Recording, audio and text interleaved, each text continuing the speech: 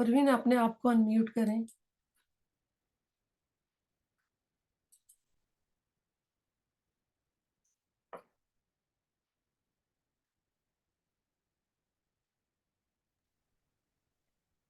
जी हो गया। अच्छा चलिए ठीक है। अऊज़ु बिल्लाहि मिनश शैतानिर रजीम बिस्मिल्लाहिर रहमानिर रहीम नहमदुहु व नुसल्ली अला रसूलिहिल करीम अम्मा बअद फ़अऊज़ु बिल्लाहि मिनश शैतानिर रजीम बिस्मिल्लाहिर रहमानिर रहीम रब्बि इश्रह ली सदरी व यस्सिर ली अमरी वहलुल उक़दतम मिन लिसानी यफ़क़हू क़ौली रब्बी ज़िदनी इल्मा। आमीन सुम्मा आमीन। हम शुरू कर रहे हैं 22वां सिपारा। तो ये पहले थोड़ा सा शुरू हो गया था सूरह अहज़ाब, अभी और थोड़ा सा रहता है, उसको हम मुकम्मल करते हैं इंशाअल्लाह ताला। अब जुमला हमारे पास में सूरह है, देखिए सूरह अहज़ाब है, फिर इसके बाद में हमारे पास होगा सूरह अहज़ाब के बाद में है सूरह सबा, फिर उसके बाद में है सूरह फातिर, फिर उसके बाद में थोड़ा सा और हिस्सा होगा सूरह यासीन का। तो इंशाअल्लाह ताला ये हम हमारा सिपारा आज मुकम्मल करते हैं। वमन यक़नुत मिनकुन्न लिल्लाहि व रसूलिहि व तअमल सालिहन नूतिहा अजरहा मर्रतैन व अतदना लहा रिज़्क़न करीमा। और तुम में से जो कोई अल्लाह की और इसके रसूल की फर्माबरदारी करेगा और नेक काम करेगा, हम इसे अजर भी दोहरा देंगे और इसके लिए हमने बेहतरीन रोजी तैयार कर रखी है। अल्हम्दुलिल्लाह, अल्लाह सुब्हानहू तआला जैसे ही हम शुरू करें हमें खुशखबरी मिल गई है कि जो भी अच्छे अमल करेंगे हम उसको बेहतरीन अजर देंगे और दुगना अजर देंगे, दुनिया में भी और आखिरत में भी। आयत नंबर 32। ए नबी की बीवियों, तुम आम औरतों की तरह नहीं हो। अगर तुम परहेजगारी अख्तियार करो तो नरम लहजे से बात ना करो। जिसके दिल में रोग हो वो कोई बुरा ख्याल करे, और हाँ, कायदे के मुताबिक कलाम करो। तब इसमें हमें कायदे सिखाए जा रहे हैं, कानून सिखाए जा रहे हैं कि ऐसा हमें पाबंद नहीं किया कि आप गैर मर्दों से बात मत करें या गैर मर्दों से आप लेन देन ना करें। हम कर सकते हैं, दीन के बारे में बातचीत हो सकती है और लेन देन के बारे में बातचीत हो सकती है और दूसरे जिंदगी के मामलात में बातचीत हो सकती है, लेकिन आपका लहजा ऐसे होना चाहिए टू द पॉइंट ना, जैसे कि लहजे में नरमी या लचक या सामने वाले को कोई गलत फहमी हो, इस तरह से नहीं होना चाहिए। रसूल सल्लल्लाहु अलैहि वसल्लम ने फरमाया कि आपके लहजा ऐसा होना चाहिए कि बिल्कुल स्ट्रेट फॉरवर्ड, कि बात पॉइंट टू पॉइंट करे, लहजे में लचक ना हो और लहजे में थोड़ी सी ऐसी नरमी ना हो कि आगे वाले को गलत फहमी हो। फिर कल इसमें बात गुजरी थी कि रसूल सल्लल्लाहु अलैहि वसल्लम की अज़वाज मुतहरात को जब इख्तियार दिया गया कि दुनिया को चुन ले या आखिरत को, तो उसमें असल पस मंजर ये है कि आपकी अज़वाज मुतहरात ने थोड़ा सा मुतालबा किया था जो घर का खर्चा है उसमें इजाफा के लिए। तो फिर उसके ऊपर ये आयत उतरी थी और अल्लाह सुब्हाना ताला ने फरमाया कि आप उम्महातुल मोमिनीन हैं, सबके लिए आप एक रोल मॉडल हैं, तो आपको थोड़ा सा यहाँ पर सब्र करना होगा, फिर इसका अजर आपको हम बेहतरीन अजर देंगे, बदला देंगे दुनिया में भी और आखिरत में। फिर अल्लाह ने इन अजवाज का दुनिया में बेहतरीन बंदोबस्त भी कर दिया था। जब रूम और ईरान फतह हुआ तो बहुत माल गनीमत आया, बेशुमार खजाने हासिल हुए, हाथ आए। फिर रसूल सल्लल्लाहु अलैहि वसल्लम के ज़माने में भी आप अज़वाज मुतहरात को दिया गया, फिर आपके जाने के बाद भी इन लोगों के लिए वजीफा मुकर्रर कर दिया था हर एक के लिए। तो 80 वसख यानी तो 240 मन खजूर और जौ, ये सारी चीजें फिर उन लोगों को मिलती थी अल्हम्दुलिल्लाह। तो फिर इसमें सबसे ज्यादा बीबी आयशा के लिए भी आती है बात, जो अभी हम आयत पढ़े कि बीबी आयशा रजी अल्लाह ताला अन्हुमा के पास में बहुत सारे लोग आते थे। अबू मूसा आशरी कहते हैं कि जब किसी हदीस में कोई इश्काल पेश आता, समझने में मुश्किल होती, तो सैयदा आयशा से पूछा तो उनके हाँ मालूमात पाई, मतलब उनसे उनको उनका हल मिल गया या उसका जवाब मिल गया। फिर हजरत माविया रज़ी अल्लाह ताला अन्हुमा फरमाते हैं, आपसे ज्यादा बलीग फसीहुल बयान मैंने किसी को नहीं देखा। बड़े बड़े सहाबा आकर सवाल करते थे बीबी आयशा रज़ी अल्लाह ताला अन्हुमा से, एक मुअल्लिम का काम भी करती थी वो। और उनके रसूल सल्लल्लाहु अलैहि वसल्लम के जाने के बाद में बीबी आयशा से दीन को बहुत बहुत फायदा पहुंचा, उम्मत को बहुत फायदा पहुंचा। हर कोई आपके पास में सवाल लेकर आता था जिसको जो जरूरत होती थी। फिर अल्हम्दुलिल्लाह आप ऐसी ऐसी बातें बताते थे जो अंदर घर की बातें होती है ना, वो भी बताती थी आप। تو الحمدللہ ہم بھی دین کا کام کر رہے ہیں، تو ہم بھی اپنی آواز باہر کر سکتے ہیں، لوگوں سے بات چیت کر سکتے ہیں، دین کا کام پھیلا سکتے ہیں، لیکن وہی احتیاط کے ساتھ میں، حدود کے ساتھ میں، پردے کے ساتھ میں، اور بات میں ہماری آواز میں لچک نہ ہو۔ آیت نمبر 33، اور اپنے گھروں میں قرار سے رہو اور قدیم جاہلیت کے زمانے کی طرح اپنے بناؤ کا اظہار نہ کرو، اور نماز ادا کرتی رہو، زکوٰۃ دیتی رہو، اللہ اور اس کے رسول کی اطاعت گزاری کرو۔ اللہ تعالیٰ چاہتا ہے کہ اپنے نبی کی گھر والیوں تم سے ہر وہ قسم کی گندگی کو دور کرے اور تمہیں خوب پاک کر دے۔ تو یہاں پر بتایا جا رہا ہے کہ اللہ سبحانہ تعالیٰ نے جو بھی ہمارے پر قانون ڈالے ہیں یا جو بھی ہمارے اوپر پابندیاں کی ہیں، وہ ہماری تنگی کے لیے یا ہماری مشکل کے لیے نہیں ہے، ہماری حفاظت کے لیے۔ جب کبھی بھی کوئی رول آئے یا کوئی قانون آئے یا کوئی حکم آئے، تو دل سے یہ سوچ لے کہ یہ اللہ سبحانہ تعالیٰ نے یہ میرے لیے کیا ہے، تو اسی میں میرے لیے کوئی بہتری ہے۔ جیسا کہ پردے کا حکم آیا تو اس کے اوپر بھی تھوڑی سی تنگی ہوتی ہے، اور ابایا کے لیے بھی تنگی ہوتی ہے۔ پھر وہ چادر اوپر سے لے لینے کا حکم آیا تھا، گھر سے باہر نکلنے کے آداب سکھائے جا رہے ہیں ہمیں کہ کیسا نکلنا چاہیے۔ گھر میں رہے انسان، بن سور کے رہے، سب رہے، لیکن یہاں پر خاص کر بتایا جا رہا ہے کہ تبرج کے بارے میں، اس کا معنی ہے نمایاں کرنا، نمایاں چیز، بے پردگی۔ آپ صلی اللہ علیہ وسلم نے فرمایا جو عورت خوشبو لگا کر نکلے اور اس لیے لوگوں کے پاس سے گزرے کہ لوگ خوشبو سونگے، تو وہ زانیہ ہے، نعوذ باللہ، اللہم لا تجلنا منہ۔ تو ہمیں ان ساری باتوں کا خیال رکھنا چاہیے، کیونکہ ہم مومن عورتیں ہیں، ہم ایمان لا چکے ہیں، ہم کلمہ پڑھ چکے ہیں، تو ہماری یہ ساری باتوں پر ہمیں کام کرتے ہوئے یا اس پر عمل کرتے ہوئے ہمارا دل تنگ نہیں ہونا چاہیے، کھلے دل سے کرنا چاہیے ہمیں نا۔ پھر لوگوں کی حالت کے بارے میں نہ پوچھو، پھر لوگوں سے زیادہ بات نہ کرو، ساری چیزیں آ جاتی ہیں اس میں، لیکن وہی حدود کے ساتھ میں۔ آیت نمبر 34، اور تمہارے گھروں میں اللہ کی جو آیتیں اور رسول کی جو احادیث پڑھی جاتی ہیں، ان کا ذکر کرتی رہو، یقیناً اللہ تعالیٰ لطف کرنے والا خبردار ہے، لطیفن ہے۔ یہاں اللہ سبحانہ تعالیٰ کا صفت بیان کی جا رہی ہے، اللہ سبحانہ تعالیٰ جو لطیف ہے۔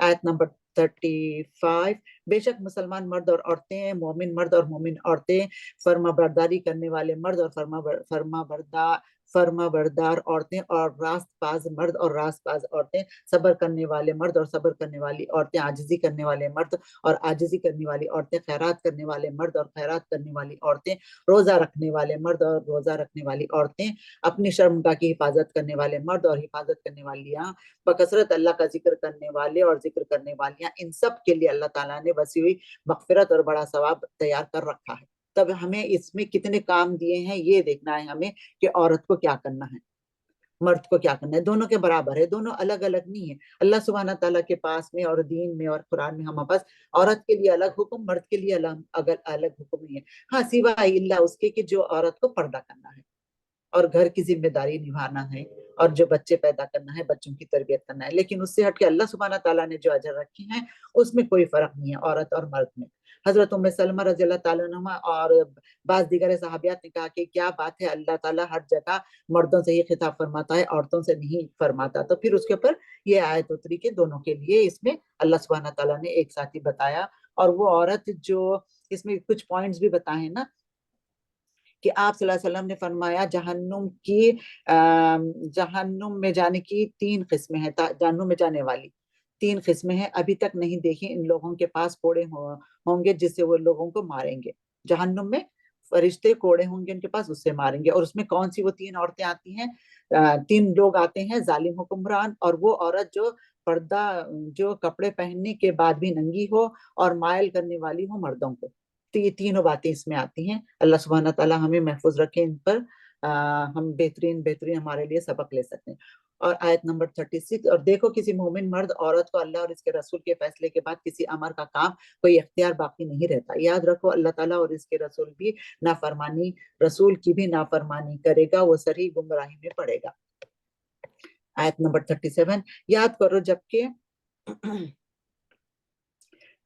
جبکہ تو اس شخص سے کہہ رہا تھا کہ جس پر اللہ نے بھی انعام کیا اور تو نے بھی کہ تو اپنی بیوی کو پاس رکھ اور اللہ سے ڈر، تو اپنے دل میں وہ چھپائے ہوئے تھا جس سے اللہ ظاہر کرنے والا تھا اور لوگوں سے خوف کھاتا تھا، حالانکہ اللہ تعالیٰ کا زیادہ حقدار تھا کہ تو اس سے ڈرے جب کہ زید نے اس عورت سے اپنی غرض پوری کر لی، ہم نے اسے تیرے نکاح میں دے دیا تاکہ مسلمانوں پر اپنے لیے پالک بیویوں کے بارے میں کسی تنگی نہ رہے، جبکہ وہ اپنی غرض سے ان سے پوری کر لیں۔ اللہ کا یہ حکم تو ہو کر ہی رہنے والا ہے۔ اب یہ جو آیت ہے نا بی بی زینب کے بارے میں ہے، یہ آیت اللہ سبحانہ تعالیٰ کھول کر بیان کر رہے ہیں، کیونکہ جب رسول صلی اللہ علیہ وسلم کے پاس زید آ کے تھوڑا سا بتا رہے تھے کہ میں چھوڑ دینا چاہ رہا ہوں، نہیں رکھنا چاہ رہا ہوں بی بی زینب کو، لیکن رسول صلی اللہ علیہ وسلم بار بار ان کو آپ فرماتے تھے کہ نہیں ابھی ٹھہرو صبر سے کام لو۔ لیکن پھر جب اللہ سبحانہ تعالیٰ کا حکم آ گیا، پھر زید نے ان سے حاجت پوری کر لی اور پھر ان کو چھوڑ دیا۔ پھر اسی کا یہاں پر تذکرہ ہو رہا ہے، لیکن پھر اللہ سبحانہ تعالیٰ نے چونکہ ان کے مزاج میں فرق تھا، بیوی کے مزاج میں خاندانی نسب اور شرف رچا ہوا تھا، کیونکہ زید تو غلام تھے نا۔ پھر بی بی خدیجہ رضی اللہ تعالیٰ عنہ نے دیا تھا آپ صلی اللہ علیہ وسلم کو، پھر آپ صلی اللہ علیہ وسلم نے انہیں آزاد کر دیا تھا، آزاد کر کے پھر اپنا منہ بہلا بیٹا بنا لیا تھا۔ تو پھر یہاں پر دونوں باتیں بتائی جا رہی ہیں کہ آپ کسی کو منہ بہلا بیٹا نہیں بنا سکتے، ہاں حقیقی جو بیٹا ہے بس وہی بیٹا ہے۔ پھر وہاں پر کیا تھا اس زمانے میں، عرب میں اپنے منہ بولے بیٹے کو جائیداد میں بھی حصہ دے دیتے تھے، اور پھر منہ بولے بیٹے کی جو بیوی ہے اس سے نکاح نہیں کر سکتے تھے۔ اللہ سبحانہ تعالیٰ ہر کام اللہ سبحانہ تعالیٰ کی حکمت سے، اور رسول صلی اللہ علیہ وسلم کے جتنے بھی کام ہوتے تھے وہ اللہ سبحانہ تعالیٰ کے حکم سے اس پہ عمل کرتے تھے وہ۔ پھر جب رسول صلی اللہ علیہ وسلم کو حکم ہوا کہ بی بی زینب سے ہم نے آپ کا نکاح کر دیا ہے اور آپ جائیے بی بی زینب کے پاس میں، تو اس کی پوری یہ تفصیل آ رہی ہے۔ الحمدللہ ہماری استاذہ نے تو آپ کو سارا بتا دیا ہے نسرین میں پوری تفصیل، یعنی نکاح کے بعد طلاق دی اور حضرت زینب عدت سے فارغ ہو گئی، یعنی یہ نکاح معرفت طریقے کے برعکس اللہ کے حکم سے قرار پا گیا، نکاح خوانی ولایت حق مہر اور گواہوں کے بغیر ہی۔ یہ حضرت زینب سے نبی کریم صلی اللہ علیہ وسلم کے نکاح کی علت ہے کہ آئندہ کوئی مسلمان اس بارے میں تنگی محسوس نہ کرے، اور سب ضرورت اقتدال پالے کی متعلقہ بیوی سے نکاح کیا جا سکتا ہے، یعنی پہلے سے ہی تقدیر الہی میں تھا، بہر صورت ہو کر رہنا تھا۔ تو اللہ سبحانہ تعالیٰ نے پہلے سے ہی یہ ڈیسائیڈ کر کے رکھا تھا، اللہ سبحانہ تعالیٰ کی تقدیر لکھا ہوا تھا، یہ ہونا تھا۔ لیکن اس میں ذرا رسول صلی اللہ علیہ وسلم کا دل تنگ ہو رہا تھا، وہ پریشان ہو رہے تھے وہاں کے لوگوں سے کہ لوگ کیا کہیں گے، تو پھر اللہ سبحانہ تعالیٰ نے خود ہی آسمانوں پہ رسول صلی اللہ علیہ وسلم کا نکاح بی بی زینب سے کر دیا، اور آپ کو اطلاع دے دی جبرائیل علیہ السلام کے ذریعے کہ آپ کا نکاح ہو چکا ہے اور آپ جائیے بی بی زینب کے پاس میں۔ تو وہ ساری یہ تفصیل تھی۔ اب انشاءاللہ اور تفصیل تو پھر نسرین بتائے گی اللہ چاہتا۔ آیت نمبر ہے 38، جو چیزیں اللہ تعالیٰ نے اپنے نبی کے لیے مقرر کی ہیں ان میں نبی پر کوئی حرج نہیں، یہی اللہ کا دستور ان میں بھی رہے جو پہلے ہوئے، اور اللہ تعالیٰ کے کام اندازے پر مقرر کیے ہوئے ہیں۔ یہ اسی واقعے کا نکاح زینب کی طرف اشارہ ہے، چونکہ یہ نکاح آپ صلی اللہ علیہ وسلم کے لیے حلال تھا، اس لیے اس میں کوئی گناہ اور تنگی والی بات نہیں، یعنی گزشتہ انبیاء علیہ السلام بھی ایسے کاموں کے کرنے میں کوئی حرج محسوس نہ کرتے تھے جو اللہ کی طرف سے ان پر فرض قرار دیے جاتے تھے، چاہے قومی اور عوامی رسم و رواج کے خلاف ہی ہوتے، یعنی خاص حکمت اور مصلحت پر مبنی ہوتے ہیں، دنیاوی حکمرانوں کی طرح وقتی اور فوری ضرورت پر مشتمل نہیں ہوتے۔ اسی طرح ان کا وقت بھی مقرر ہوتا ہے جس کے مطابق وقوع پذیر ہوتے ہیں۔ آیت نمبر 39، یہ سب ایسے تھے کہ اللہ تعالیٰ کے احکام پہنچایا کرتے تھے اور اللہ ہی سے ڈرتے تھے، اور اللہ کے سوا کسی سے نہ ڈرتے تھے، اللہ تعالیٰ جب حساب لینے کے لیے کافی ہے۔ آیت نمبر 40، لوگوں تمہارے مردوں میں کسی کے باپ محمد صلی اللہ علیہ وسلم نہیں، لیکن اللہ تعالیٰ کے رسول ہیں اور تمام نبیوں کے ختم کرنے والے ہیں، اور اللہ تعالیٰ ہر چیز کو خوب جانتا ہے۔ تو یہاں پر اللہ سبحانہ تعالیٰ دو چیزیں بتا رہے ہیں رسول صلی اللہ علیہ وسلم کے بارے میں۔ ایک تو آپ کسی کے باپ نہیں ہیں مردوں میں سے، لڑکوں میں سے نا، جیسا کہ آپ کے بیٹے تھے قاسم، طاہر، طیب، 3 بیٹے تھے جو بچپن میں ہی ان کا انتقال ہو گیا، اور پھر ایک بیٹا تھا ابراہیم بی بی ماریا قبطی کے ساتھ 4، تو سب کا بھی انتقال ہو گیا تو کوئی بھی نہیں تھے، تو پھر اسی لیے یہاں پر بتایا جا رہا ہے کہ رسول صلی اللہ علیہ وسلم کا کوئی بیٹا نہیں ہے، اور رسول صلی اللہ علیہ وسلم خاتم النبی ہیں، اب ان کے بعد میں اور کوئی نبی نہیں آئے گا۔ ہاں 30 کذاب ہوں گے، ابو داؤد میں آتا ہے، روایت میں آتا ہے کہ ابھی اور 30 لوگ کیا کریں گے، دعویٰ کریں گے نبوت کا، وہ کذاب ہوں گے۔ 41، مسلمانوں اللہ تعالیٰ کا ذکر بہت کیا کرو۔ اللہ کا ذکر کرنے کی بات ہو رہی ہے یہاں پر. سب سے پہلے نبی کی بات ہوئی, پھر اب اللہ کا ذکر کرنے کی بات ہو رہی ہے, اور صبح شام اس کی پاکیزگی بیان کرو. پہلے ذکر کرو, پھر اللہ سبحانہ تعالیٰ کی پاکیزگی بیان کرو. وہی پھر دوسری آیت ہے 43, وہی ہے جو تم پر رحمتیں بھیجتا ہے اور اس کے فرشتے تمہارے لیے دعائیں رحمت کرتے ہیں تاکہ وہ تمہیں اندھیروں سے اجالے کی طرف لے جائے, اور اللہ تعالیٰ مومنوں پر بہت ہی مہربان ہے. تو اب اللہ سبحانہ تعالیٰ ہمیں 3 کام کرنے کا حکم دے رہے ہیں یہاں پر. ایک تو اللہ کا ذکر کرو, پھر صبح شام اس کی پاکیزگی بیان کرو, پھر اس کے بعد میں نماز پڑھو, اور نماز پڑھو پھر دعا کرو. تو یہاں پر یہ هو الذی یصلی دعا کے معنی میں, رحمتوں کے معنی میں آیا ہے. آیت نمبر 43, صلاۃ رحمت کے ذکر اور خیر کے بارے میں دعا میں کے معنوں میں یہاں پر آیا ہے.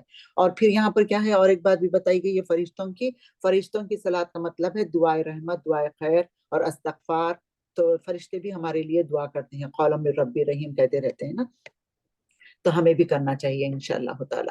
جس دن یہ اللہ سے ملاقات کریں گے ان کا تختہ سلام ہوگا, ان کے لیے اللہ تعالیٰ نے باعزت اجر تیار کر رکھا ہے. یعنی جنت میں فرشتے اہل ایمان کو مومن آپس میں ایک دوسرے کو سلام کریں گے. جنت میں ہماری بات کیا ہوگی, بات ہی ہماری وہی ہوگی, سلام. تو یہاں پر ہی ہمیں چاہیے کہ ہم سلام کو آگے بڑھائیں, ہر کسی کو سلام کریں, جو ہمیں پسند ہے اس کو بھی کریں, ہم جس سے دل میں تھوڑا سا بغض ہے یا ناراض ہے یا وہ ہم سے نہیں کرتے کلام یا سلام نہیں کرتے, ان کو بھی کریں. جب دنیا میں کریں گے تو پھر ہمیں عادت ہوگی, پھر ہم جنت میں بھی کریں گے, اور جنت میں ہمارا کلام ہی سلام ہوگا. پھر فرشتے بھی سلام کریں گے. تو فرشتوں کا سلام تو کیا ہوتا ہے, دعا ہوتی ہے ہمارے لیے نا. 45, اے نبی یقیناً ہم نے آپ ہی کو رسول بنا کر گواہیاں دینے والا, خوشخبری سنانے والا بنا کر بھیجا. تب ہمارے کے لیے کیا ہے, رسول صلی اللہ علیہ وسلم ہمارے لیے خوشخبری لے کر آئے ہیں. آپ صلی اللہ علیہ وسلم کی صفت بیان کی جا رہی ہے یہاں پر, کہ رسول صلی اللہ علیہ وسلم کے دنیا میں آنے کا مقصد بتایا جا رہا ہے. تو اللہ سبحانہ تعالیٰ نے ہمیں کتاب بھی دی, پھر ہمیں ساتھ میں ٹیچر بھی دیا, معلم بھی دیا, پھر آپ کی صفت بیان ہوئی, پھر آپ کی وہ بھی بیان ہو رہی ہے نا, شاہد, آپ کے خوشخبریاں دینے والے ہیں, آپ ہم کو گواہی دینے والے ہیں. تو پھر اذان کے بعد کی جو دعا کرتے ہیں نا ہم, تو مقام محمودہ, تو پھر انشاءاللہ تعالی وہاں پر بھی رسول صلی اللہ علیہ وسلم اپنی امت کو پہچان لیں گے. پھر حدیث کا مفہوم بھی آتا ہے کہ لوگوں نے پوچھا, یا رسول اللہ صلی اللہ علیہ وسلم آپ اتنے لوگوں میں اپنی امت کو کیسے پہچان لیں گے؟ تو آپ صلی اللہ علیہ وسلم نے فرمایا کہ میں اپنی امت کو اس کے وضو کے اعضاء سے پہچان لوں گا جو چمکتے ہیں. ہم وضو جو کرتے ہیں نا دنیا میں, تو یاد رکھ لیں, اب جب بھی وضو کریں نا تو سوچ کر کریں, بہت اچھا کریں. جب وضو کر لیں تو پھر ہاتھوں سے بھی ملتے جائیں, ذرا کونی سے اوپر کر لیں, بھگا لیں تھوڑا سا, ایسا نہیں پورے کپڑے بھگا لیں آپ کے. جب وضو کر لیں تو گیلے ہاتھ ہوتے ہیں نا, تو چہرے کو بھی پھر اچھے سے مل لیں, دیکھ لیں, میک شور کر لیں کہ کوئی حصہ سوکھا یا سوکھا رہ گیا ہے. پھر دونوں ہاتھوں کو بھی, کیونکہ یہ قیامت والے دن پہچانے جائیں گے ہم ہمارے وضو کے اعضاء سے انشاءاللہ تعالی. اللہ سبحانہ تعالیٰ ہمیں وضو کرنے والا اور بہترین وضو کرنے والا بنائے, جو اللہ سبحانہ تعالیٰ کو پسند آ جائے, آمین انشاءاللہ تعالی. آیت نمبر 46, اور اللہ کے حکم سے اس کی طرف بلانے والا اور روشن چراغ ہے. جس طرح چراغ سے اندھیرے دور ہو جاتے ہیں, اسی طرح آپ صلی اللہ علیہ وسلم کے ذریعے سے کفر و شرک کی تاریکیاں دور ہو جائیں. علاوہ ازیں اس چراغ سے کسب ضیاء کر کے جو کمال و سعادت حاصل کرنا چاہے کر سکتا ہے, اسی لیے چراغ قیامت تک روشن ہے. تب جو چاہے اس سے اپنا گھر روشن کر لے, اپنا دل روشن کر لے ایمان سے. چراغ کا اپنا مطلب کیا ہے یہاں پر, ہمارا ایمان ہے. ایمان سے ہم کیا کر لیں, روشن کر لیں, پھر اس روشنی کے ساتھ ہم چلتے رہیں, پھر اس کو بجھنے نہ دیں ہماری اس روشنی کو. آیت نمبر 47, وَبَشِّرِ الْمُؤْمِنِينَ بِأَنَّ لَهُم مِّنَ اللَّهِ فَضْلًا كَبِيرًا. آپ مومنوں کو خوشخبری سنا دیجئے کہ ان کے لیے اللہ کی طرف سے بڑا فضل ہے. تو اللہ سبحانہ تعالیٰ کا فضل کیا ہے, یہی ہے کہ اس نے ہمارے پر دین کی دولت سے ہمیں نوازا, ہمیں رسول صلی اللہ علیہ وسلم بھیجے, ہمیں قرآن دی, پھر اس کے بعد ہمارے معلم, پھر ہمارے استاد, پھر ہمارے کو سکھانے والے, پھر اللہ سبحانہ تعالیٰ نے ہمیں توفیق دی کہ ہم اس پر عمل کرنے والے انشاءاللہ تعالیٰ. آیت نمبر 48, اور کافروں اور منافقوں کا کہنا نہ مانیے, اور جو ایذا ان کی طرف سے پہنچے اس کا خیال بھی نہ کیجیے, اور اللہ پر بھروسہ رکھیے, کافی ہے اللہ کا کام بنانے والا.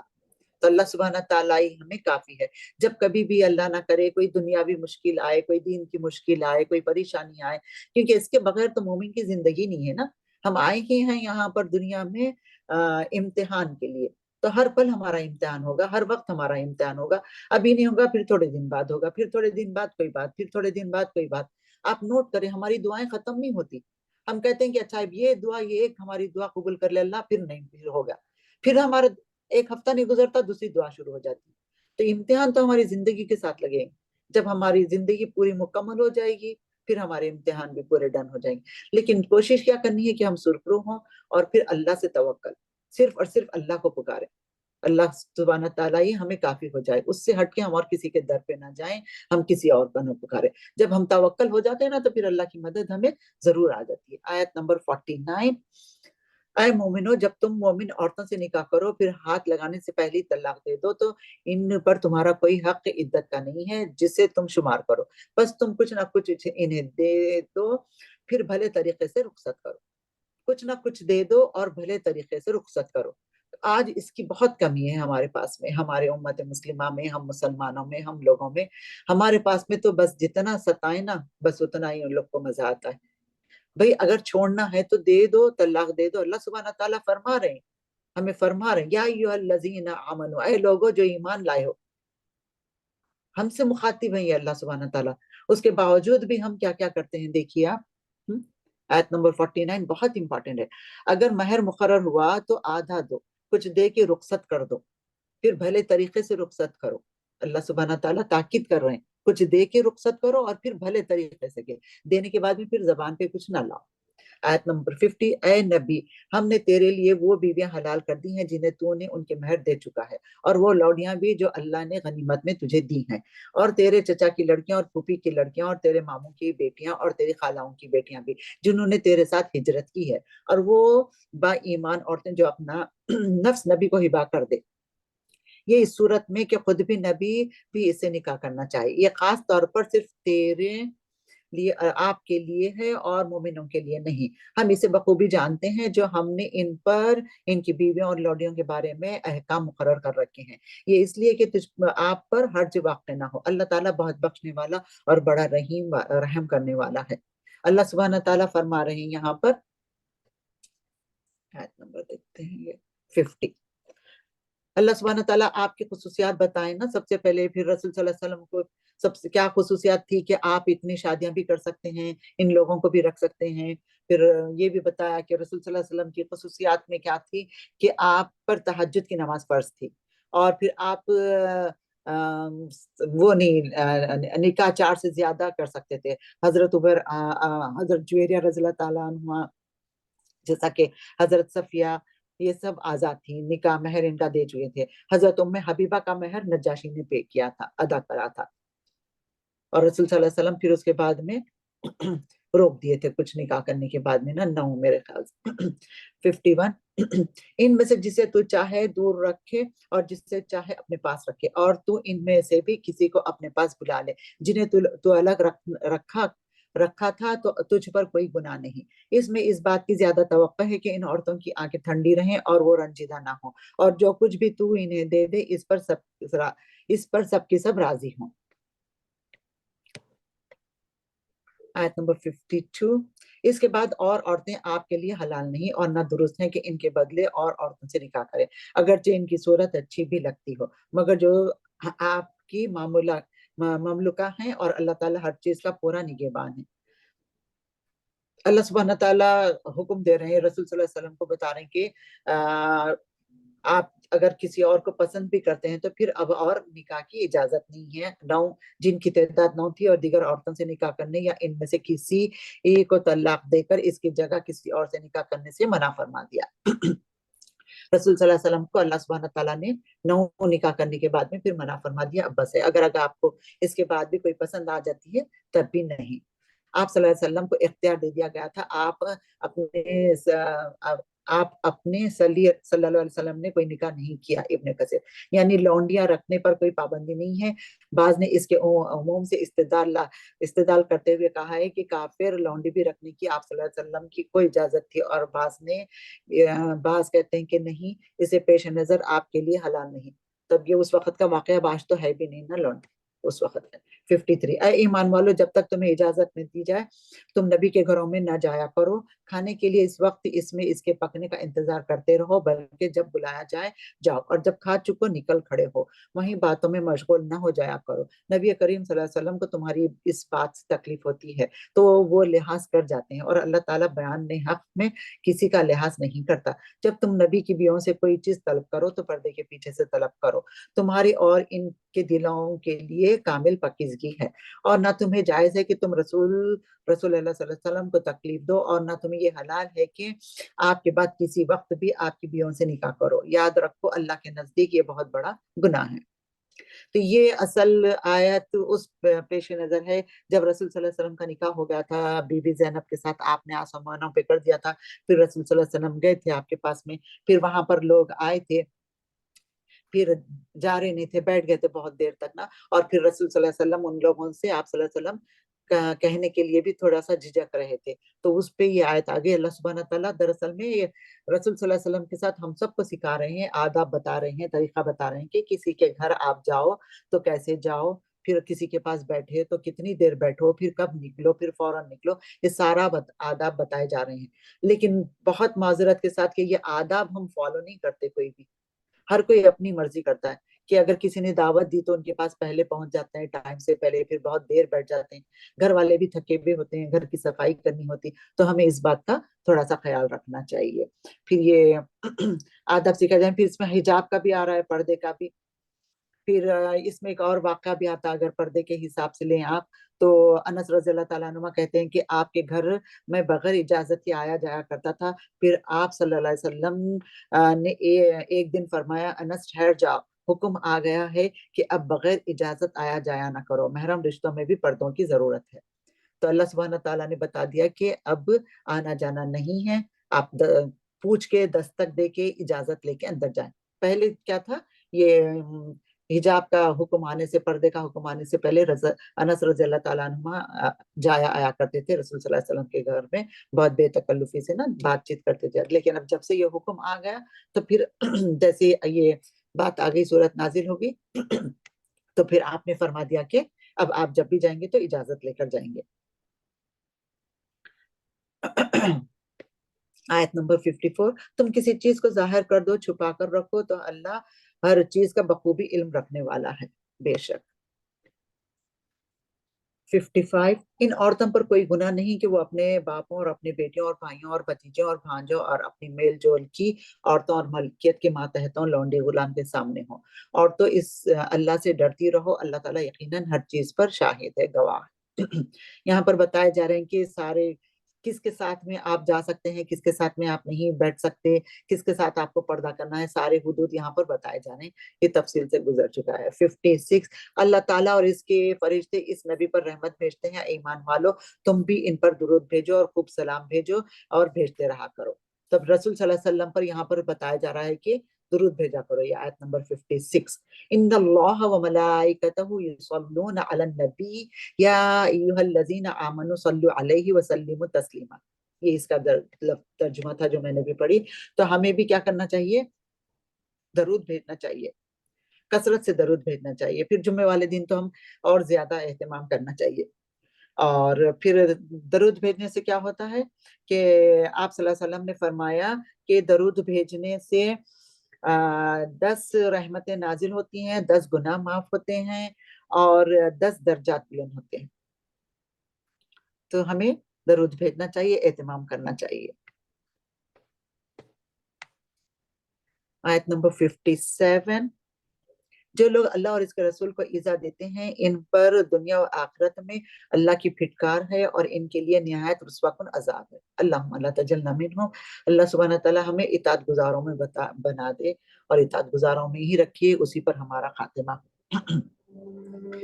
تو اس میں حدیث قدسی ہے ابن آدم مجھے ایذا دیتا ہے زمانے کو گالی دیتا ہے میں ہی زمانہ ہوں حالانکہ میں ہی زمان جیسا کہ بعض لوگ کہتے ہیں نا زبان سے کتنا برا ہے زمانہ خراب ہو گیا زمانہ برا ہے تو اس میں حدیث قدسی ہے اللہ سبحانہ تعالیٰ فرما رہے ہیں کہ ایسا نہ ہو نہ کہو زمانہ میں خود زمانہ ہوں اللہ سبحانہ تعالیٰ فرما رہے ہیں کہ میں خود زمانہ ہوں برا نہ کہو تو پھر ہمیں بے احتیاط کرنی چاہیے. اللہ کو ایذا دینے کا مطلب ان کے افعال کا ارتکاب ہے جو وہ ناپسندیدہ فرماتا ہے، ورنہ اللہ پر ایذا پہنچانے پر کون قادر ہے؟ کوئی نہیں، کوئی قادر نہیں. جسے مشرکین یہود اور انصارہ وغیرہ کے لیے اولاد ثابت کرتے ہیں، یا جس طرح حدیث قدسی میں ہے اللہ تعالیٰ فرماتا ہے ابن آدم مجھے ایذا دیتا ہے، زمانے کو گالی دیتا ہے، حالانکہ میں ہی زمانہ ہوں، اس کے رات دن کی گردش میرے ہی حکم سے ہوتی ہے. صحیح بخاری کی ہے یہ. یعنی یہ کہنا زمانے یا فلک کج رفتار ایسی کر دیا یا صحیح نہیں، اس کے لیے افعال اللہ کے لیے، زمانہ یا فلک کے نہیں. اللہ کے رسول کو ایذا پہنچانا، آپ کی تکذیب کا، آپ کو شاعر، کذاب، ساحر وغیرہ کہنا، علاوہ عظیم بعض احادیث میں صحابہ کرام کو ایذا پہنچانے اور ان کی تنقیص و احانیت کو بھی آپ نے ایذا قرار دیا ہے. لعنت کا مطلب اللہ کی رحمت سے دوری اور محرومی ہے. تو اللہ سبحانہ تعالیٰ ہمیں محفوظ رکھے. لعنت سے مراد اللہ سبحانہ تعالیٰ کی رحمت سے دوری. آیت نمبر 58. جو لوگ مومن مردوں اور مومن عورتوں کو ایذا دیں بغیر کسی جرم کے جو ان کے سرزد ہوا، بڑے ہی بہتان اور صریح گناہ کا بوجھ اٹھاتے ہیں. یعنی ان کو بدنام کرنے کے لیے ان پر بہتان باندھنا، ناجائز تنقیص و توہین کرنا، جیسے اور روافد صحابہ اکرام رضی اللہ تعالیٰ عنہ پر سب شتم کرتے اور ان کی طرف ایسی باتیں منسوب کرتے ہیں جن کا ارتکاب انہوں نے نہیں کیا. امام ابن کثیر فرماتے ہیں رافدی منقوص القلوب ہیں، مدحو اشخاص کی مذمت کرتے اور مذموم لوگوں کی مداح کرتے. تو یہاں پر ہمیں ہدایت دی جا رہی ہے، بتایا جا رہا ہے کہ مومن مردوں اور مومن عورتوں کو ایذا نہ دو. تو اس میں مومن مرد اور مومن عورت میں سب آ جاتے ہیں، سب شامل ہو جاتے ہیں، سب لوگ شامل ہو جاتے ہیں. ابو ہریرہ رضی اللہ تعالیٰ عنہ نے کہا زبان کی تیزی سے اور بد کلامی سے یا لوگوں کو برے الفاظ بولنے سے بچو، کیونکہ آپ نے فرمایا وہ جہنمی ہے. جب ابو ہریرہ رضی اللہ تعالیٰ عنہ نے آپ صلی اللہ علیہ وسلم سے فرمایا کہ ایک عورت ہے جو بہت کم صدقہ خیرات کرتی ہے اور لیکن اپنی زبان سے کسی کو تکلیف نہیں دیتی اور برا بھلا نہیں کہتی، تو آپ صلی اللہ علیہ وسلم نے فرمایا وہ جنتی ہے. پھر ابو ہریرہ رضی اللہ تعالیٰ عنہ نے فرمایا ایک عورت ہے بہت صدقہ خیرات کرتی ہے اور نماز بھی پڑھتی ہے، سب کرتی ہے، لیکن اپنی زبان سے دوسروں کو تکلیف دیتی ہے یا غلط بات کرتی ہے یا ایذا پہنچاتی ہے، تو آپ صلی اللہ علیہ وسلم نے فرمایا وہ جہنمی ہے. تب ہمیں اپنے آپ کو اس پر رکھ کے دیکھنا ہے کہ میں کیا کرتی ہوں، کیا میری زبان سے کچھ ایسے الفاظ نکلتے ہیں جو کسی کا دل دکھتا ہے یا کسی کو برا لگتا ہے، یا میں کسی کے بارے میں کچھ بولتی ہوں یا میں کسی کے لیے کچھ کہتی ہوں. تو پھر اپنا محاسبہ آپ کریں اس سے پہلے کہ ہمارا محاسبہ ہو جائے. ہم خود کر لیں، کیونکہ دوسرے بولے تو بہت برا لگتا ہے نا، لیکن بولنا چاہیے. اگر بہترین دوست ہے تو ایک دوسرے کو بتانا چاہیے، اعلان کر کے نہیں، اکیلے میں تنہائی میں بلا کے. اگر محسن اور اچھی دوست ہے تو اکیلے میں بتا دے کہ فلانے وقت پر فلانی جگہ پر فلاں کے ساتھ میں آپ نے یہ تھوڑی سی زیادتی کی تھی. پھر اگر وہ بول دے نا تو پھر سننے والے کو بھی چاہیے کہ وہ اپنی غلطی مانے اور اس کو سنے اور اپنی اصلاح کرے، تو یہ اپنا محاسبہ ہوگا، تو دونوں کے لیے خیر ہوگی پھر اس میں. تو انشاءاللہ تعالیٰ ہمیں بھی یہ کرنا چاہیے. اللہ نہ کرے ہمارے دوستوں میں ایسا کوئی ہو یا کسی کو دیکھیں تو پھر ہمیں بھی پیار سے محبت سے الگ سے بتانا چاہیے انشاءاللہ تعالیٰ. اور آج کل تو بچوں کو بھی بتانا چاہیے. ہم نے یہ چھوڑ دی ہے بات، بچوں کو بری بات، جو غلط کام کرتے ہیں بچے ہم ان کو منع کرنے چھوڑ دیے ہیں. بعض بچوں کو دیکھ کے دل بھی دکھتا ہے کہ بچہ غلط کام کر رہا ہے، لیکن جب ہم اگر اس بچے کی اصلاح کریں نا تو ان کے ماں باپ ناراض ہو جاتے ہیں. لیکن انشاءاللہ تعالیٰ اب پھر شروع کر دیں گے ہم، کیونکہ اللہ کا حکم ہے، ہم اللہ کے حکم کی تابع داری کر رہے ہیں، رسول صلی اللہ علیہ وسلم کی بات کی اتباع کر رہے ہیں، تو ہمیں پیار سے کہنا چاہیے تھوڑی سی بات. ایسا نہیں کہ اس کے ماں باپ کو برا لگے، لیکن کہنا چاہیے انشاءاللہ تعالیٰ. اگر ہم ایسے کہیں گے نا تو پھر ہمارے بچوں کی بھی اصلاح ہوگی انشاءاللہ تعالیٰ. اے نبی اپنی بیویوں سے اور اپنی صاحبزادیوں سے اور مسلمانوں کی عورتوں سے کہہ دو کہ وہ اپنے اوپر چادریں لٹکایا کریں، اس سے بہت جلد ان کی شناخت ہو جایا کرے گی، پھر نہ ستائی جائیں گی، اور اللہ تعالیٰ بخشنے والا مہربان ہے. یہ عورتوں کے لیے آ گیا تھا حکم. کون سی آیت نمبر 59. اب اس میں جو حکم آیا نا وہ اوپر سے چادریں ڈال لینے کا، تو جب یہ حکم آ گیا تو مدینے میں انصار کی عورتوں نے جو چادر فوراً لے لی. انصار کی عورتیں سوال بھی بہت کرتی تھیں اور حکم بھی بہت جلدی بجا لاتی تھی. سوال بہت کرتی تھی، غلط سوال نہیں، عمل کرنے والا سوال. سوال زیادہ کرنا ناپسندیدہ ہے. ایسے سوال جو آپ کسی کو آزمانے کے لیے یا کسی کی تعلیم دیکھنے کے لیے یا کسی کا علم کتنا ہے دیکھنے کے لیے یا اس پر عمل نہیں کرنے کے لیے، ایسے سوالات منع ہیں. لیکن ایسا سوال آپ ضرور کر سکتے ہیں جس سے آپ کو فائدہ ہو اور جس پہ آپ عمل کرنے کا ارادہ رکھتے ہیں. جیسے یہ حکم آیا تھا جلباب کا، تو پھر مدینے میں عورتیں نا پورا اوپر سے چادر ڈالنی تھی. اگر ان کے پاس نہیں ہوتی تو کسی کے پاس سے لے کے اوڑھ لیتی تھی، اوڑھ لے کے جاتی تھی. پھر بی بی عائشہ رضی اللہ تعالیٰ عنہ سے مروی ہے کہ جب ہم فجر کی نماز پہ جاتے تھے اور جب واپس آتے تھے تو ہم ایک دوسرے کو نہیں پہچان پاتے تھے. تو ان لوگوں نے اتنا اہتمام کیا، اتنا فوراً اتباع کی. جیسے حکم آ گیا، اللہ کا حکم آ گیا اور رسول صلی اللہ علیہ وسلم کی بات آ گئی، پھر انہوں نے اتباع کر لی. تو پھر ہمارے لیے بھی یہی ہے کہ جیسے ہی حکم آ گیا پھر ہمیں بھی اتباع کرنا ہے. تو اتنا ڈال لیتے تھے وہ گھونگھٹ کی طرح نا. ابن عباس اور ابن مسعود رضی اللہ تعالیٰ عنہ نے فرمایا جلباب پورا اوپر سے نیچے تک، پورا اوپر سے نیچے تک لے لیتے. پھر اس کے بعد آگے چل کے پھر یہ ابائیں برقعے نکلے نا. پہلے تو وہ لوگ چادریں لے لیتے تھے اور تھوڑی سی گھونگھٹ کی طرح بھی ہو جاتی تھی، تھوڑا سا چہرہ چھپا ہوا. اور پھر ام سلمہ نے کہا اس کے حکم کے بعد انصاری عورتیں ہم اور اوڑھنیاں اوڑھ کے نکلتے تھے اور ایسے نکلتے تھے سیاہ چادر لے کے، کوئی پہچان نہ پاتے تھے. اللہ تعالیٰ ہمیں بھی عمل کرنے والا بنائے. آمین ثم آمین. آیت نمبر 60. اگر اب بھی یہ منافق وہ جنہوں نے دلوں میں بیماری ہے، جنہوں کے دلوں میں بیماری ہے اور لوگ جو مدینہ میں غلط افواہیں اڑانے والے ہیں باز نہ آئے تو ہم آپ کو ان کی تباہی پر مسلط کر دیں گے. یہ تو وہ چند دن ہی آپ کے ساتھ شہر میں رہ سکیں گے. تو اللہ سبحانہ تعالیٰ ان سے ناراض ہو کے ان کے اوپر تباہی لا رہے ہیں. آیت نمبر 61. ان پر پھٹکار برسائی گئی، جہاں بھی مل جائیں پکڑے جائیں اور خوب ٹکڑے ٹکڑے کر دیے جائیں.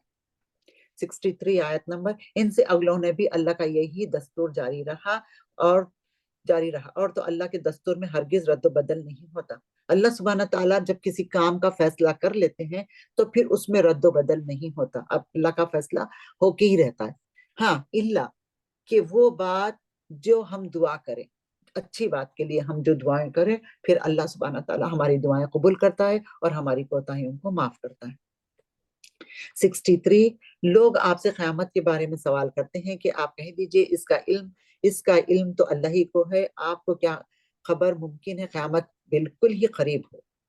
بار بار پوچھتے تھے کفار مکہ نے رسول صلی اللہ علیہ وسلم سے کہ قیامت کب آئے گی کب آئے گی، کیونکہ ان کا انداز جو تھا نا پوچھنے کا وہ ایک جیسا کہ طنزیہ یا مذاق والا، کہ جیسا کہ نہیں آ رہی بھائی، آپ بول تو دیے آنے والی ہے اور ابھی تک کیوں نہیں آئی، کب آئے گی کب آئے گی. تو پھر اس پر سوال بھی کرے تھے کہ کیا تم نے تیاری کر لی ہے قیامت کی؟ قیامت کا اتنا انتظار کر رہے ہو، کیا تم نے قیامت کی تیاری کر لی ہے؟ نہیں، ہم نے تو کچھ نہیں کی نا، ابھی تو شروعات ہے، ہم نے تو ایک سٹیپ لیا ہے، ابھی تو ہم نے قدم اٹھایا ہے، ہم نے تیاری تو کی نہیں. پھر کیا کرتے ہیں سوال کرتے قیامت کا؟ ایسے سوال کرنا منع ہے کہ قیامت کب آئے گی. ہاں تیاری کر لی ہے آپ نے، اچھا ٹھیک ہے. اعوذ باللہ من الشیطان الرجیم. 64. اللہ نے کافروں پر لعنت کی ہے اور ان کے لیے بھی بھڑکتی ہوئی آگ تیار کر رکھی ہے. اللہم لا تجعلنا منہم. اللہ تعالیٰ ہمیں ان میں سے نہ کرے. آیت نمبر 65. جس میں وہ ہمیشہ رہیں گے، وہ کوئی حامی مددگار نہ پائیں گے. اب وہ ایسا ٹھکانہ ہے ان کا، اس میں ہمیشہ رہیں گے اور پھر اس میں ان کا کوئی مددگار نہ ہوگا. اللہم لا تجعلنا منہم. اللہ سبحانہ تعالیٰ ہم سب کو اس سے محفوظ رکھے، ہمیں، ہمارے بچوں کو، ہمارے شوہر کو، ہمارے ازواج کو، ہماری اولادوں کو، ہماری نسلوں کو، قیامت تک کے ہماری آنے والی نسلیں. آمین. ہمارے استاد سب کے لیے. 66.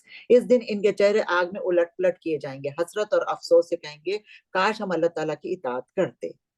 تو ان کے چہرے کیسے کریں گے وہاں پر اس دن؟ اللہ رحم کرے، اللہ ہمیں معاف کرے.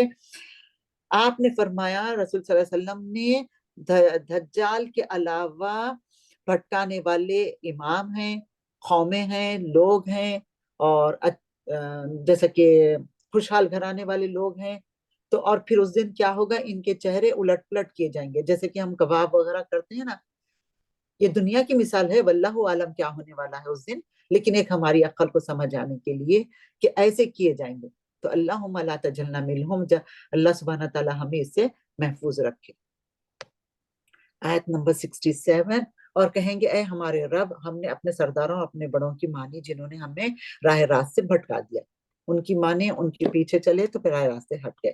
68، پروردگار تو انہیں دگنا عذاب دے اور ان پر بہت ہی بڑی لعنت نازل فرمائے۔ اے ایمان والو، ان لوگوں جیسے نہ بن جاؤ جنہوں نے موسیٰ کو تکلیف دی، بس جو بات انہوں نے کہی تھی اللہ نے انہیں اس سے بری فرما دیا اور اللہ کے نزدیک باعزت تھے۔ تو یہاں پر موسیٰ علیہ السلام کی خوبی بھی بیان کی جا رہی ہے، وہ اللہ سبحانہ تعالیٰ نے سب سے پہلے تو ان کو بری کر دیا، اور وہ اللہ سبحانہ تعالیٰ نے انہیں عزت باعزت کر دیا۔ موسیٰ علیہ السلام کی بات ہو رہی ہے یہاں پر۔ 70، اے ایمان والو اللہ تعالیٰ سے ڈرو اور سیدھی سیدھی سچی باتیں کیا کرو۔ قولاً سدیدہ، یہ تو بہت آتا ہے قولاً سدیدہ، ہے نا، کہ اچھی بات کرو۔ آیت نمبر 71، اب اس میں کیا آتا ہے قولاً سدیدہ میں؟ قتادہ کہتے ہیں، حسن بصری بھی کہتے ہیں کہ ہمیں اچھی بات کرنی چاہیے نا قولاً سدیدہ میں، بہترین عمدہ کلام، احسن اخلاق کے ساتھ میں عمدہ کلام۔ تو اس کی تھوڑی سی پریکٹس کرنی پڑتی ہے، ایسی نہیں ہوتا، یہ ہمیں عادت نہیں ہے نا ان سب باتوں کی، تو پھر تھوڑا سا مشکل ہوتا ہے، لیکن ہوگا ضرور۔ جب ایک بار ہم ٹھان لیں گے تو انشاءاللہ اللہ کی مدد آ جائے گی، تاکہ اللہ تعالیٰ تمہارے کام سنوار دے اور تمہارے گناہ معاف فرما دے، اور جو بھی اللہ اور اس کے رسول کی تابعداری کرے گا اس نے بڑی مراد پا لی۔ الحمدللہ، جو بھی کوشش کرے گا اور اس پر عمل کرے گا اس نے مراد پا لی۔ یہ تقوی اور قول کا نتیجہ ہے کہ تمہارے عملوں کی اصلاح ہوگی اور مزید توفیق سے نوازے جاؤ گے، اور کچھ کمی کوتاہی رہ جائے گی تو اللہ اسے معاف فرما دے گا۔ ہم کوشش کر رہے ہیں لیکن اس کے باوجود بھی اگر کوئی کمی کوتاہی ہوگی تو اللہ سبحانہ تعالیٰ اپنی رحمت سے ہمیں معاف فرما دے گا انشاءاللہ تعالیٰ۔ آیت نمبر 73، ہم نے اپنی امانت کو آسمانوں اور زمینوں پر پہاڑوں پر پیش کیا، لیکن سب نے اس کے اٹھانے سے انکار کر دیا، اس سے ڈر گئے، مگر انسان نے اٹھا لیا، وہ بڑا ہی ظالم جاہل ہے۔ اللہ سبحانہ تعالیٰ نے آسمانوں اور زمین سے کہا تھا لیکن انہوں نے انکار کر دیا اور انسان نے اس کو اٹھا لیا۔ امانت ہے نا یہ، انسان نے لے تو لیا لیکن امانتوں کو پورا نہیں کر رہا۔ اب ہم اس میں کیا کیا آتا ہے، ہمارے جو ہم نے یہ ذمہ داری اٹھا لی ہے، اللہ سبحانہ تعالیٰ نے جو دی ذمہ داری ہم نے اٹھا لی ہے، تو اب اس میں کیا کیا آئے گا؟ ہر چیز آ جائے گی اس میں۔ جب آپ امانت کی بات کرتے ہیں تو ہم نے یہ ذمہ داری اٹھا لی ہے تو ہمارا چلنا پھرنا بھی امانت ہے۔ عبداللہ بن عمر کہتے ہیں کہ جسم کا ہر اعضا اللہ کی امانت ہے، اس کو صحیح استعمال کرو تو قیامت والے دن سرخرو ہو جاؤ گے، اور پھر یہ اعضا بھی ہماری گواہی دیں گے۔ اس کا غلط استعمال کریں گے تو پھر قیامت والے دن یہ ہمارے خلاف گواہی دیں گے۔ اللہ سبحانہ تعالیٰ آج یہ نہیں بولتے نا، یہ اعضا ہمارے نہیں بولتے، ہماری زبان چلتی ہے نا آج، اعضا نہیں بولتے، لیکن قیامت والے دن اللہ سبحانہ تعالیٰ کے اذن سے یہ سارے بول پڑیں گے، یہ بتا دیں گے کہ اللہ میں نہیں جانا چاہتا تھا لیکن یہ اس نے قدم اٹھا کے لے گئے، یا اللہ تعالیٰ میں اس ہاتھ سے یہ نہیں کرنا چاہتا تھا لیکن اس نے کر دیے، یا اللہ تعالیٰ میں یہ نہیں دیکھنا چاہتا تھا لیکن دیکھ لیا۔ بہرحال ہر چیز دیکھ لیں آپ، پوری تفصیل تو مشکل ہے، تو آپ دیکھ لیں جو ہمارے پاس اللہ سبحانہ تعالیٰ کی امانتیں رکھی ہوئی ہیں، اس کا بہترین استعمال کریں اور اس سے فائدہ اٹھائیں، اور جب اچھے کام کریں گے تو دنیا اور آخرت میں دونوں جگہوں پہ بہترین اجر ملے گا انشاءاللہ تعالیٰ۔ پھر بہترین کام کر کے ہمیں کیا کرنا ہے، امید بھی رکھنی ہے، ایسا نہیں کہ کام کر دیا اور خوش ہو گئے کہ یہ سب مجھے ملنے والا ہے، نہیں، بہترین کام کر کے پھر اللہ پہ چھوڑ دیں اور امید رکھیں اچھی، گمان بھی رکھیں اچھا کہ میرا اللہ میرے لیے بہتر کرے گا اور میں اپنی اللہ کی رحمت سے میں جنت میں داخل ہوں گی انشاءاللہ تعالی ہم سب۔ آیت نمبر 73، یہ اس لیے کہ اللہ تعالیٰ منافق مردوں عورتوں اور مشرک مردوں عورتوں کو سزا دے اور مومن مردوں اور مومن عورتوں کی توبہ قبول فرمائے، اور اللہ تعالیٰ بڑا ہی بخشنے والا اور مہربان ہے۔ یہاں پر اللہ سبحانہ تعالیٰ ہمیں خوشخبری دے دی ہے مومنوں کو کہ بھئی ہمارے پر اللہ سبحانہ تعالیٰ مہربان ہے، لیکن مہربانی اللہ تعالیٰ کی اس وقت ہوگی جب ہمارے پاس تقویٰ ہوگا۔ سورۃ سبا، اس میں دیکھیے آپ، اس کا نمبر ہے 34 سبا کا، اور آیات ہے اس میں 54۔ بسم اللہ الرحمن الرحیم، شروع کرتی ہوں میں اللہ تعالیٰ کے نام سے جو بڑا مہربان نہایت رحم فرمانے والا ہے۔ الحمدللہ الذی لہ ما فی السماوات وما فی الارض ولہ الحمد فی الآخرۃ وہو الحکیم الخبیر۔ तमाम तारीफें इस अल्लाह के लिए सजावार हैं जिसकी मलकियत में वो सब कुछ है जो आसमान और जमीन में है। आखिरत में भी तारीफ इसी के लिए है, वो बड़ी हिकमतों वाला और पूरा बाखबरदार है। बेशक अल्लाह सुब्हानहू तआला हर चीज की खबर रखता है, जो आसमानों में है, जो जमीन में है, जो हमारे दिल में है, जो हम करने वाले हैं, हम जिसका इरादा रखते हैं। यानी इसकी मलकियत और तसर्रुफ में इसी का इरादा और फैसला इसमें नाफिज होता है। इंसान को जो भी नेमत मिलती है वो इसी की पैदा करता है और इसी का एहसान है। इसीलिए आसमान व जमीन की हर चीज तारीफ है। दरअसल इन नेमतों पर अल्लाह ही की हम तो तारीफ है जिनसे इसने अपनी मखलूक को नवाजा है। तब यहाँ पर क्या है, ये सूरत शुरू हुई है तारीफ से, क्योंकि यहाँ पर जितनी भी सारी चीजें हैं ना, इसमें बहुत सारी चीजें आती हैं रहमतों की, और यहाँ पर बहुत नेमतें हैं, इसीलिए ये शुरू हो रही है रहमत से, नेमत से, तारीफ से। अल्लाह सुब्हाना ताला ये सूरह सबा में फरमा रहे हैं, यहाँ पर इन लोगों के पास में कि बहुत नेमतें थी, इनके पास में बहुत फरागानी थी, और अल्लाह सुब्हाना ताला ने इन लोगों को बहुत नवाजा था। तो आगे चलते हैं, देखते हैं ये आयत नंबर 2। जो जमीन में जाए और जो इससे निकले, जो आसमान से उतरे और जो चढ़कर इसमें जाए, वो सब बाखबर और मेहरबान निहायत बख्शिश वाला है।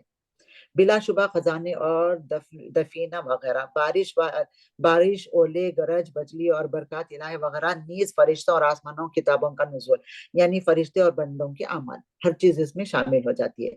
अब यहाँ पर जो अल्लाह सुब्हाना ताला ने शुरू कर दी है ना, ये अल्हम्दुलिल्लाह से तारीफ, तो यहाँ पर क्या था, ये सूरत का नाम भी सबा है और वहां की जगह का नाम भी सबा है, जो अब आजकल यमन के नाम से है।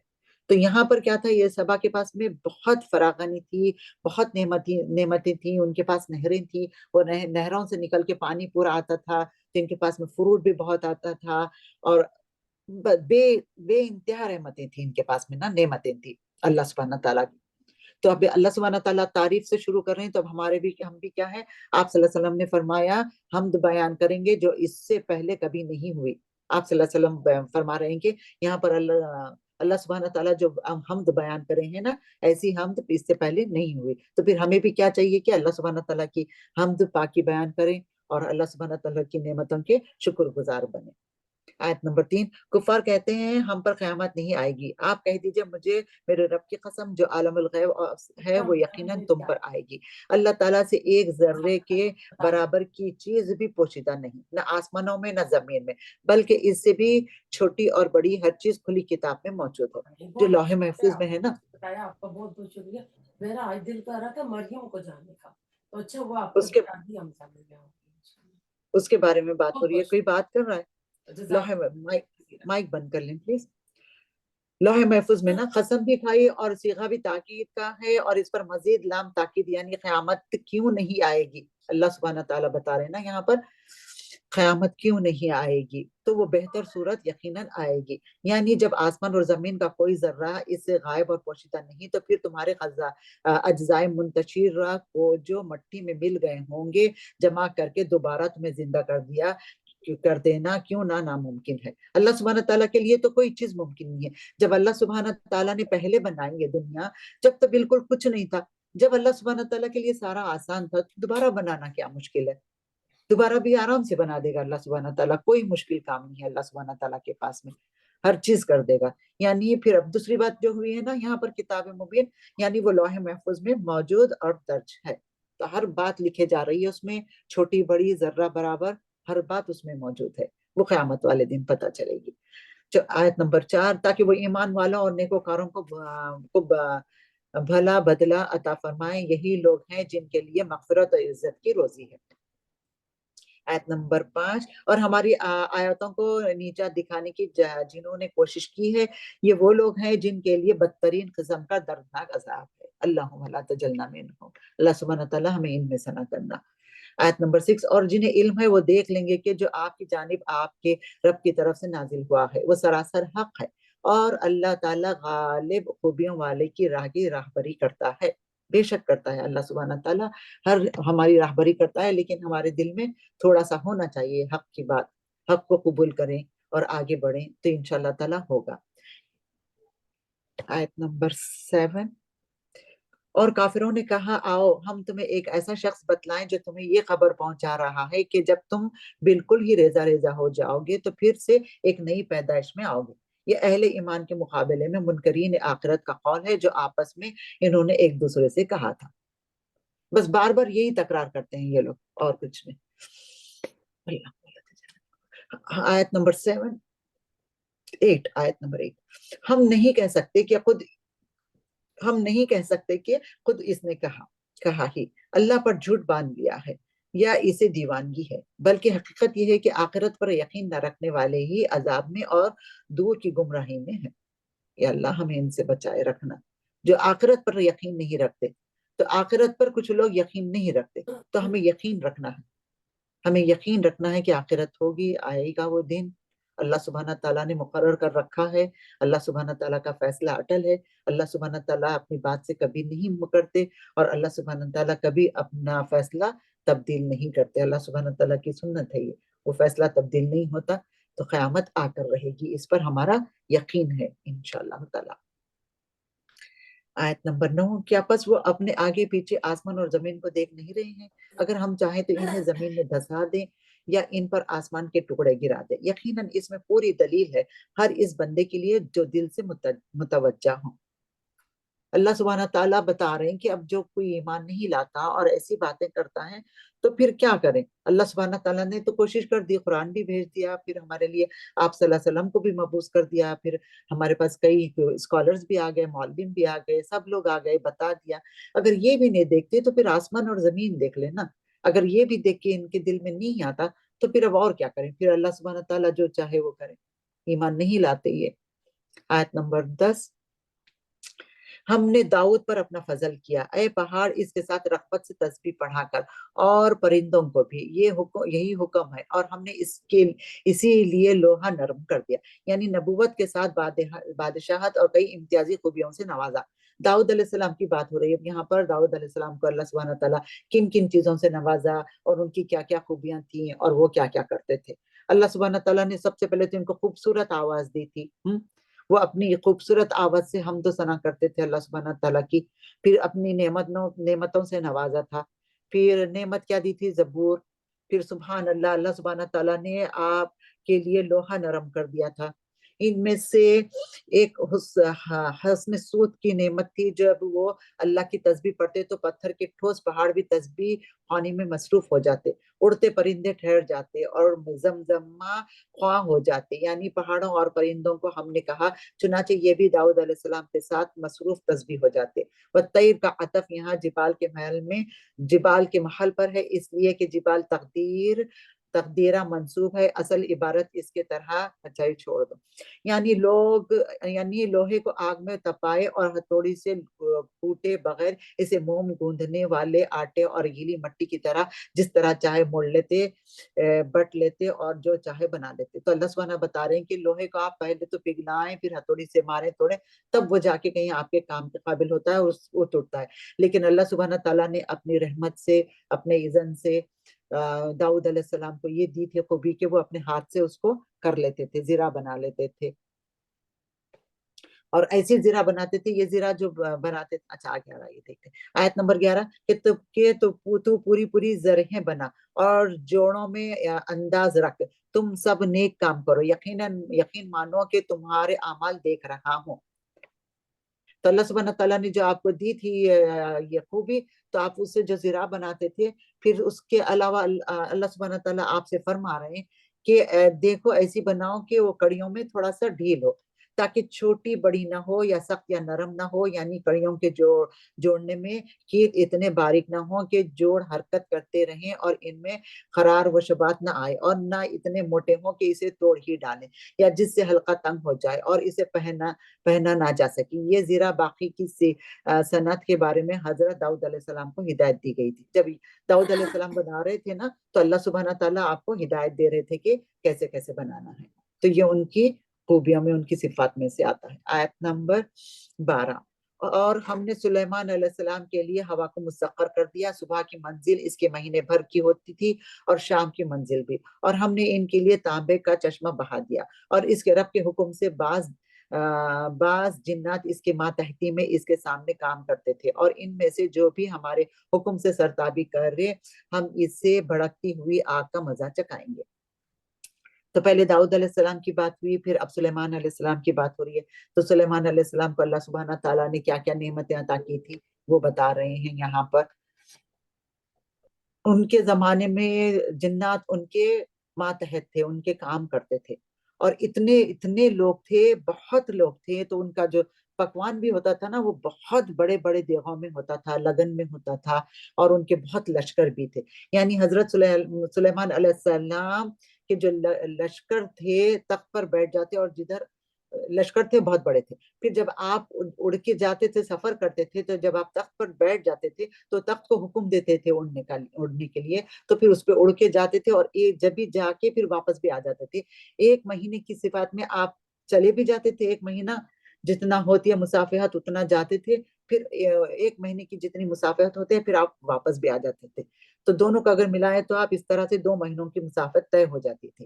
یعنی جس طرح حضرت داؤد علیہ السلام کے لیے لوہا نرم کر دیا تھا، حضرت سلیمان علیہ السلام کے لیے تانبے کا چشمہ ہم نے جاری کر دیا تھا، تاکہ تانبے کی دھات سے وہ جو چاہیں بنائے۔ تو بہت بڑے بڑے دیگ بنائے تھے، جو پکوان ہوتا تھا نا، تو سارے جنات بھی تھے، سب کو مسخر کر دیا تھا، تو بہت لوگ تھے آپ کے پاس کام کرنے والے۔ آیت نمبر 13، جو کچھ سلیمان چاہتے وہ جنات تیار کر دیتے، مثلاً قلعے اور مجسمے اور حوضوں کے برابر لگن اور چولہوں پر جمی ہوئی مضبوط دیگیں۔ اے داؤد اس کے شکریہ میں نیک عمل کرو، میرے بندوں میں سے شکر گزار بندے کم ہی ہوتے ہیں۔ اب اللہ سبحانہ تعالیٰ فرما رہے ہیں کہ یہ اتنی نعمتیں دیکھ کے شکر گزار بنو۔ پھر اللہ سبحانہ تعالیٰ یہ بھی کر رہے ہیں کہ بہت کم لوگ شکر گزار ہوتے ہیں، تو ہمیں چاہیے کہ ہم اپنا تکیہ کلام بنا لیں کہ الحمدللہ کہنے میں۔ صبح میں خیریت سے اٹھ گئے، کھڑے ہو گئے، الحمدللہ، پکوان مکمل ہو گیا، الحمدللہ، نماز پڑھ لی، الحمدللہ، قرآن کی کلاس میں آ گئی، الحمدللہ، خود بھی کہیں، آگے دوسروں کو بھی بتائیں، اور صدقہ جاریہ بنائیں اپنے لیے، لوگوں کو سکھا دے، بچوں کو سکھا دے کہ بیٹا ہر بات پہ چھینک آئی تو بولیں، کھانا کھائے تو بولیں، جو بھی چیز اچھی لگی، جو بھی چیز آپ کو پسند آئی، ہر چیز پہ الحمدللہ بولیں، اللہ سبحانہ تعالیٰ کی شکر گزاری کریں، کیونکہ اللہ سبحانہ تعالیٰ یہاں پر بتا رہے ہیں کہ بہت کم ہی شکر گزار ہیں۔ آیت نمبر 14، پھر جب ہم نے ان پر موت کا حکم بھیج دیا تو ان کی خبر جنات کو کسی نے نہ دی سوائے گھن کے کیڑے کے جو ان کے عصا کو کھا رہا تھا۔ بس جب سلیمان علیہ السلام گر پڑے، اس وقت جنہوں نے جان لیا کہ اگر وہ غیب دان ہوتے تو اس ذلت کے عذاب میں مبتلا نہ رہتے۔ تب اس سے ہمارے لیے کیا پوائنٹ کی بات آتی ہے کہ جنوں کو غیب کا علم نہیں ہے، ہر کسی کو اتنا ہی علم ہے جتنا علم اللہ سبحانہ تعالیٰ نے دیا ہے۔ تو یہ جن کام کرتے تھے سلیمان علیہ السلام کے لیے، لیکن جب سلیمان علیہ السلام کا انتقال ہو گیا تو ان کو علم نہیں تھا کہ آپ کا انتقال ہوگا۔ جب وہ آپ جس لکڑی پہ ٹیک لگا کے کھڑے ہوئے تھے تو اور کام چل رہا تھا، وہ لوگ کام کرتے جا رہے تھے ڈر کے سلیمان علیہ السلام سے، لیکن جب وہ لکڑی کو وہ کھا گیا نا کیڑے نے، اور جب وہ لکڑی گر گئی تو پھر لازمی بات ہے سلیمان علیہ السلام بھی گر گئے، تو پھر اس سے ان کو پتا چلا کہ یہ اب دنیا میں نہیں رہے۔ تو اب اس سے لے سکتے ہیں ہم ہمارا عقیدہ ٹھیک کر سکتے ہیں، ہم ہمارا ایمان پختہ کر سکتے ہیں کہ غیب کا علم نہیں تھا ان کو۔ حضرت سلیمان علیہ السلام کے زمانے میں جنات کے بارے میں مشہور ہو گیا تھا کہ غائب کی باتیں جانتے ہیں۔ اللہ تعالیٰ نے حضرت سلیمان علیہ السلام کے موت کے ذریعے سے اس عقیدے کے فساد کو واضح کر دیا۔ اب اس سے اور واضح کیا بات ہو سکتی ہے، اللہ سبحانہ تعالیٰ نے واضح کر دیا۔ آیت نمبر 15، قوم سبا کے لیے اپنی بستیوں میں قدرت الہی کی نشانی تھی، ان کے دائیں بائیں 2 باغ تھے، ہم نے ان کو حکم دیا تھا کہ اپنے رب کی دی ہوئی روزی کھاؤ اور شکر ادا کرو، یہ عمدہ شہر اور وہ بخشنے والا رب ہے۔ تو ہم تھوڑی سی بات کر رہے تھے نا کہ بہت نعمتیں تھیں ان کے پاس میں، پھر انہوں نے نعمتوں کی ناشکری کی، تو پھر کیا ہوا، یہ نعمتیں چھن گئی ان سے۔ سبا وہی قوم تھی جس کی ملکہ سبا مشہور ہے، جو حضرت سلیمان علیہ السلام کے زمانے میں مسلمان ہو گئی تھی۔ قوم ہی کے نام پر ملک کا نام بھی سبا تھا، آج کل یمن کے نام سے ہے۔ یہ علاقہ معروف ہے، یہ بڑا خوشحال ملک تھا، یہ ملک بری و بحری تجارت میں بھی ممتاز تھا اور زراعت اور باغبانی میں بھی نمایاں، اور یہ دونوں ہی چیزیں کسی ملک اور قوم کی خوشحالی کا باعث ہوتی ہیں۔ اسی مال و دولت کی فراوانی کو یہاں قدرت الہی کی نشانی سے تعبیر کیا گیا ہے۔ آیت نمبر 16، لیکن انہوں نے رو گردانی کی تو ہم نے ان پر زور کے سیلاب کا پانی بھیج دیا، اور ہم ان کے ہر ہرے بھرے باغوں کے بدلے 2 ایسے باغ دیے جو بدمزہ میوہ والے اور بکثرت جھاؤ اور کچ بیری کے درختوں والے تھے۔ پھر جب انہوں نے ناشکری کی، نافرمانی کی، تو اللہ سبحانہ تعالیٰ نے ان کے باغوں کو اجاڑ دیا، اور پھر کیا ہوگا، یہ اس میں بہت خراب پھلانے لگے، بدمزہ۔ آیت نمبر 17، ہم نے ان کی ناشکری کا بدلہ انہیں دیا، ہم ایسی سخت سزا بڑے بڑے ناشکروں کو ہی دیتے ہیں۔ اللہ سبحانہ تعالیٰ ہمیں شکر گزار بنائے۔ آیت نمبر 18، ہم نے ان کے اور بستیوں کے درمیان جن میں ہم نے برکت دے رکھی تھی چند بستیاں اور آباد کر رکھی تھی جو سر راہ ظاہر تھیں، اور ان میں چلنے کی منزلیں مقرر تھیں، ان میں راتوں اور دنوں کو بھی امن و امان چلتے پھرتے ہوئے نظر آتے تھے۔ آیت نمبر 19، لیکن انہوں نے پھر کہا، اے ہمارے پروردگار، ہمارے سفر دور دراز کر دے، چونکہ خود انہوں نے اپنے ہاتھوں اپنا برا کیا، اس لیے ہم نے انہیں گزشتہ افسانوں کی صورت میں کر دیا اور ان کے ٹکڑے ٹکڑے اڑا دیے۔ بلا شبہ ہر صبر شکر کرنے والے کے لیے اس ماجرے میں بہت سی عبرتیں ہیں۔ یہ خود اپنے سے مانگ رہے تھے، اللہ سبحانہ تعالیٰ کی جو نعمتیں تھیں نا، وہ نعمتوں کا شکر ادا کرنے کے بجائے اللہ سبحانہ تعالیٰ سے یہ کیا مانگ رہے تھے کہ یہ اللہ سبحانہ تعالیٰ، یعنی جس طرح لوگ سفر کی صعوبتوں، خطرات اور موسم کی شدتوں کا تذکرہ کرتے ہیں، ہمارے سفر بھی اسی طرح دور دور کر دیں، مسلسل آبادیوں کے بجائے درمیان میں سنسان ویران جنگلات اور صحراؤں سے ہمیں گزرنا پڑے، گرمیوں میں دھوپ کی شدت اور سردیوں میں بیق بستہ ہو، ہوائیں ہمیں پریشان کریں، اور راستے میں بھوک اور پیاس اور موسم کی سختیوں سے بچنے کے لیے زاد راہ کا بھی انتظام کرنا پڑے۔ ان کی یہ دعا اس طرح کی ہے جیسے نبی بنی اسرائیل نے من و سلوہ اور دیگر سہولتوں کے مقابلے میں دالوں اور سبزیوں وغیرہ کا مطالبہ کیا تھا، یا پھر زبان سے حال سے ان کی یہ دعا تھی، یعنی انہیں اس طرح ناپید کیا کہ ان کی ہلاکت کا قصہ زبان زد خلائق ہو گیا اور مجلسوں اور محفلوں کا موضوع گفتگو بن گیا۔ اللہ سبحانہ تعالیٰ نے انہیں کیسا کر دیا، یہ خود مانگے، جیسا کہ رسول صلی اللہ علیہ وسلم نے فرمایا نا، اگر موسیٰ علیہ السلام کی قوم بنی اسرائیل، اللہ سبحانہ تعالیٰ ان پہ رحم فرمائے موسیٰ علیہ السلام پر، اگر یہ لوگ نہ کہتے نا تو آج تک ہمیں من اور سلوہ ملتا اور ہم آرام سے کھاتے اور دین کا کام کرتے۔ ہمارے بھائی پہ رحم فرمائے، آپ صلی اللہ علیہ وسلم نے فرمایا نا کہ انہوں نے وہ من و سلوہ سے تھک گئے تھے کہ نہیں ہم کو چاہیے ککڑی ساگ کیا کیا کی چیزیں، تو انہوں نے بھی ایسی اتنی آسائشیں، اتنی رحمتیں، اتنی نعمتیں تھیں ان کے پاس میں، ان کو بھی چاہیے تھا تکلیفیں، تو انہوں نے خود مانگا۔ تو ہمیں کبھی نہیں کرنا چاہیے، ہم اپنی نعمتوں پہ شکر گزار کریں، اور اللہ سبحانہ تعالیٰ نے جو ہمیں نعمتیں دی ہیں تو جب بھی دعائیں کریں نا تو سوچ سمجھ کر کریں، اس لیے کہتے ہیں نا کہ جب دعا کریں نا تو حاضر دل کی دعا قبول ہوتی ہے، حاضر دل ہو دعائیں کرتے ہوئے کہ میں کیا مانگ رہی ہوں نا اللہ سبحانہ تعالیٰ سے۔ آیت نمبر 20، اور شیطان نے ان کے بارے میں اپنا گمان سچا کر دکھایا، یہ لوگ سب کے سب اس کے تابعدار بن گئے سوائے مومنوں کی ایک جماعت کے۔ آیت نمبر 21، شیطان کا ان پر کوئی زور اور دباؤ نہ تھا مگر اس لیے کہ ہم ان لوگوں کو جو آخرت پہ ایمان رکھتے ہیں ظاہر کر دیں، ان لوگوں میں سے جو اس سے شک میں ہیں، اور آپ کا رب ہر چیز پر نگہبان ہے۔ اللہ سبحانہ تعالیٰ ہر چیز پر نگہبان ہے، قادر ہے، کرنے والا، جو چاہے کرنے والا ہے۔ کہہ دیجئے کہ اللہ کے سوا جن جن کا تمہیں گمان ہے سب کو پکار لو، نہ ان میں سے کسی کو آسمانوں اور زمینوں میں سے ایک ذرہ کا اختیار ہے، نہ ان کا ان میں سے کوئی حصہ، نہ ان میں سے کوئی اللہ کا مددگار۔ آیت نمبر 23، شفاعت سفارش بھی اس کے پاس کچھ نفع نہیں دیتی جز ان کے لیے اجازت ہو جائے، یہاں تک کہ جب ان کے دلوں سے گھبراہٹ دور کر دی جاتی ہے تو پوچھتے ہیں تمہارے پروردگار نے کیا فرمایا، جواب دیتے ہیں کہ حق فرمایا اور وہ بلند و بالا بہت بڑا ہے۔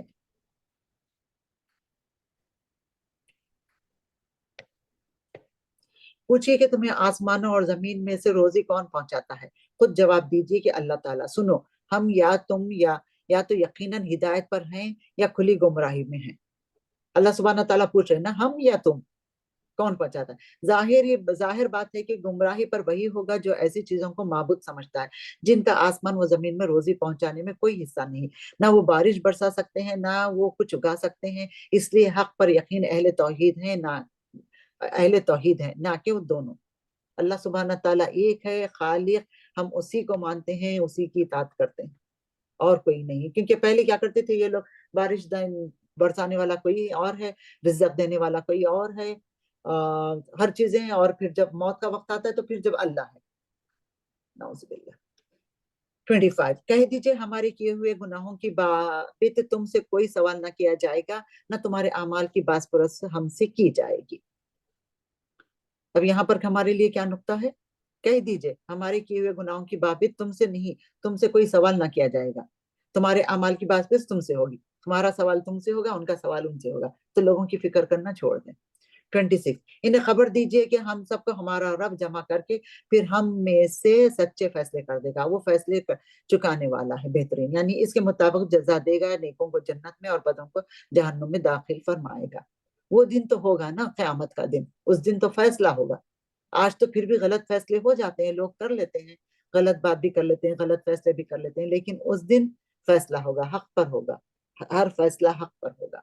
आयत नंबर 27, कह दीजिए अच्छा मुझे भी तो इन्हें दिखाओ जिन्हें तुम अल्लाह का शरीक ठहरा कर इसके साथ मिला रहे हो। ऐसा हरगिज नहीं, बल्कि वही अल्लाह है गालिब बा हिकमत, यानी इसका कोई नजीर है ना हमसर, बल्कि वो हर चीज पर गालिब है और इसके हर काम और ख्वाल में हिकमत है, बेशक उसके हर काम में हिकमत है। आयत नंबर 28, हमने आपको तमाम लोगों के लिए खुशखबरियां सुनाने वाला और डराने वाला बनाकर भेजा है। हाँ, मगर ये सही है कि लोगों की अक्सरियत बेइल्म है। अल्लाह सुब्हाना ताला यहाँ पर आप सल्लल्लाहु अलैहि वसल्लम की खास बात बता रहे हैं, खासियत बता रहे हैं, खूबी बता रहे हैं, बयान कर रहे हैं कि आपकी खास बात क्या थी कि आप सल्लल्लाहु अलैहि वसल्लम पूरी इंसानियत के लिए आए। अब पहले जितने भी रसूल आए, जितने भी रसूल आए, पैगंबर आए, वो उनकी कौम के लिए, उनके लिए आए थे, लेकिन रसूल सल्लल्लाहु अलैहि वसल्लम सारी सारी सारी इंसानियत के लिए आए। फिर यहाँ पर अल्लाह सुब्हाना ताला हमें बता रहे हैं कि मैं भेजा हूँ डराने वाला और खुशखबरियां देने वाला। तो खुशखबरी भी देंगे और डराएंगे भी। जब खुशखबरी देंगे तो हमारा दिल चाहेगा कि हम नेक अमाल करें। जब आप सल्लल्लाहु अलैहि वसल्लम कोई वाकया बयान करते हैं, सुनाते हैं, तो फिर हमारा शौक उठता है कि हम ये काम करें, फिर हमारे नेकियां करने में इजाफा होता है। फिर डराएंगे इसलिए कि फिर हम जरा, जब डरावा आता है, जब हम आपको कोई गलत बात बताई जाती है या जहन्नुम के बारे में बताया जाता है, तो फिर हमारे कदम थोड़े रुक जाते हैं, हम गलत काम करने से रुक जाते हैं, हम उस बुराई की तरफ नहीं जाते। तो यही बात है कि खुशखबरी सुनाने वाला और डराने वाला बनाकर भेजा। तो हमारे लिए रसूल सल्लल्लाहु अलैहि वसल्लम रहमत बनकर आए हैं। इस आयत में अल्लाह ताला ने एक तो नबी करीम सल्लल्लाहु अलैहि वसल्लम की रिसालत आमा का बयान फरमाया है कि आप सल्लल्लाहु अलैहि वसल्लम को पूरी नस्ल इंसानियत का हादी और रहनुमा बनाकर भेजा गया है। दूसरा ये बयान फरमाया गया है कि अक्सर लोग आप सल्लल्लाहु अलैहि वसल्लम की ख्वाहिश और कोशिश के बावजूद ईमान से महरूम रहेंगे। इन दोनों बातों की वजाहत और भी दूसरे मकामात पर फरमाई गई है। मसलन आप सल्लल्लाहु अलैहि वसल्लम की रिसालत से ज़िमन में फरमाया कि बहुत सारी जगहों पे आया है ना, सूरह आराफ में भी, उसमें भी, इसमें के जब लोग ईमान नहीं लाते तो रसूल सल्लल्लाहु अलैहि वसल्लम का थोड़ा सा दिल दुखता था ना कि वो ईमान ला ले। तो क्यों दिल दुखता था रसूल आप सल्लल्लाहु अलैहि वसल्लम का?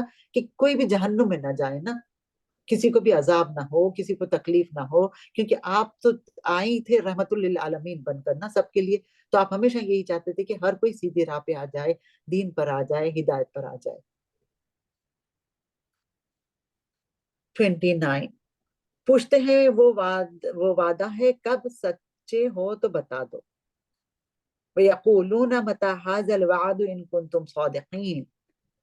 वयक़ूलून, पूछते हैं, मता हाज़ा, क्या है वो वादा, कब होगा वो वादा, इन कुंतुम सादिक़ीन, अगर तुम सच्चे हो। ये बतौर मजाक पूछते थे, क्योंकि इसका वक़ू इनके नजदीक नजदीक बईद और नामुमकिन था। उनको लगता था कि अब ये जो बातें बता रहे हैं ना, वो नामुमकिन है। जैसा कि अब आप सल्लल्लाहु अलैहि वसल्लम के जमाने में अब आज की अगर कोई बात बताए, तो उस जमाने में उन लोगों को लगता था ना कि ये तो हो ही नहीं सकता, नामुमकिन है। अब जैसा कि आज अब हमें कुछ बताए आगे की बातें, तो फिर हम भी मानने से थोड़ा सा पीछे होंगे कि कैसे हो सकता है ये। जैसा कि अब इतना एडवांस हो गया, इतना कंप्यूटर आ गया, ये सारी चीजें आ गई हैं, फोटो आ गई हैं, तो मुश्किल होता है ना जरा थोड़ा सा। لیکن یہ لوگ کا جو انداز تھا نا وہ نہ ماننے والا تھا، مذاق اڑانے والا، نہ ماننے والا۔ آیت نمبر 30، جواب دیجئے کہ وعدے کا دن ٹھیک معین ہے جس سے ایک ساعت نہ تم پیچھے ہٹ سکتے ہو نہ آگے بڑھ سکتے ہو، یعنی اللہ نے قیامت کا دن مقرر کر رکھا ہے جس کا علم صرف اسی کو ہے، تاہم جب وہ وقت مقرر آ جائے گا تو ایک ساتھ بھی آگے پیچھے نہیں ہوگا۔ اللہ سبحانہ تعالیٰ کے حکم سے جب وہ وقت آ جائے گا تو کوئی بھی آگے پیچھے نہیں ہو سکتا، ایک سیکنڈ کے لیے، ایک ساتھ کے لیے۔ آیت نمبر 31، اور کافروں نے کہا ہم ہرگز نہ تو اس قرآن کو مانیں نہ اس سے پہلے کی کتابوں کو، اے دیکھنے والوں کاش کہ تو ان ظالموں کو اس وقت دیکھتا جبکہ یہ اپنے رب کے سامنے کھڑے ہوئے ایک دوسرے کو الزام لگا رہے ہوں گے۔ کمزور لوگ بڑے لوگوں سے کہیں گے اگر تم نہ ہوتے تو ہم مومنوں میں سے ہوتے۔ تب اس وقت کیا کریں گے؟ ایک دوسرے پر آواز لگائیں گے، ایک دوسرے سے کہیں گے، ایک دوسرے پر الزام لگائیں گے کہ تمہاری طرف سے ایسے ہوا نا، اگر تم نہ ہوتے تو آج ہم بھی جنت میں ہوتے۔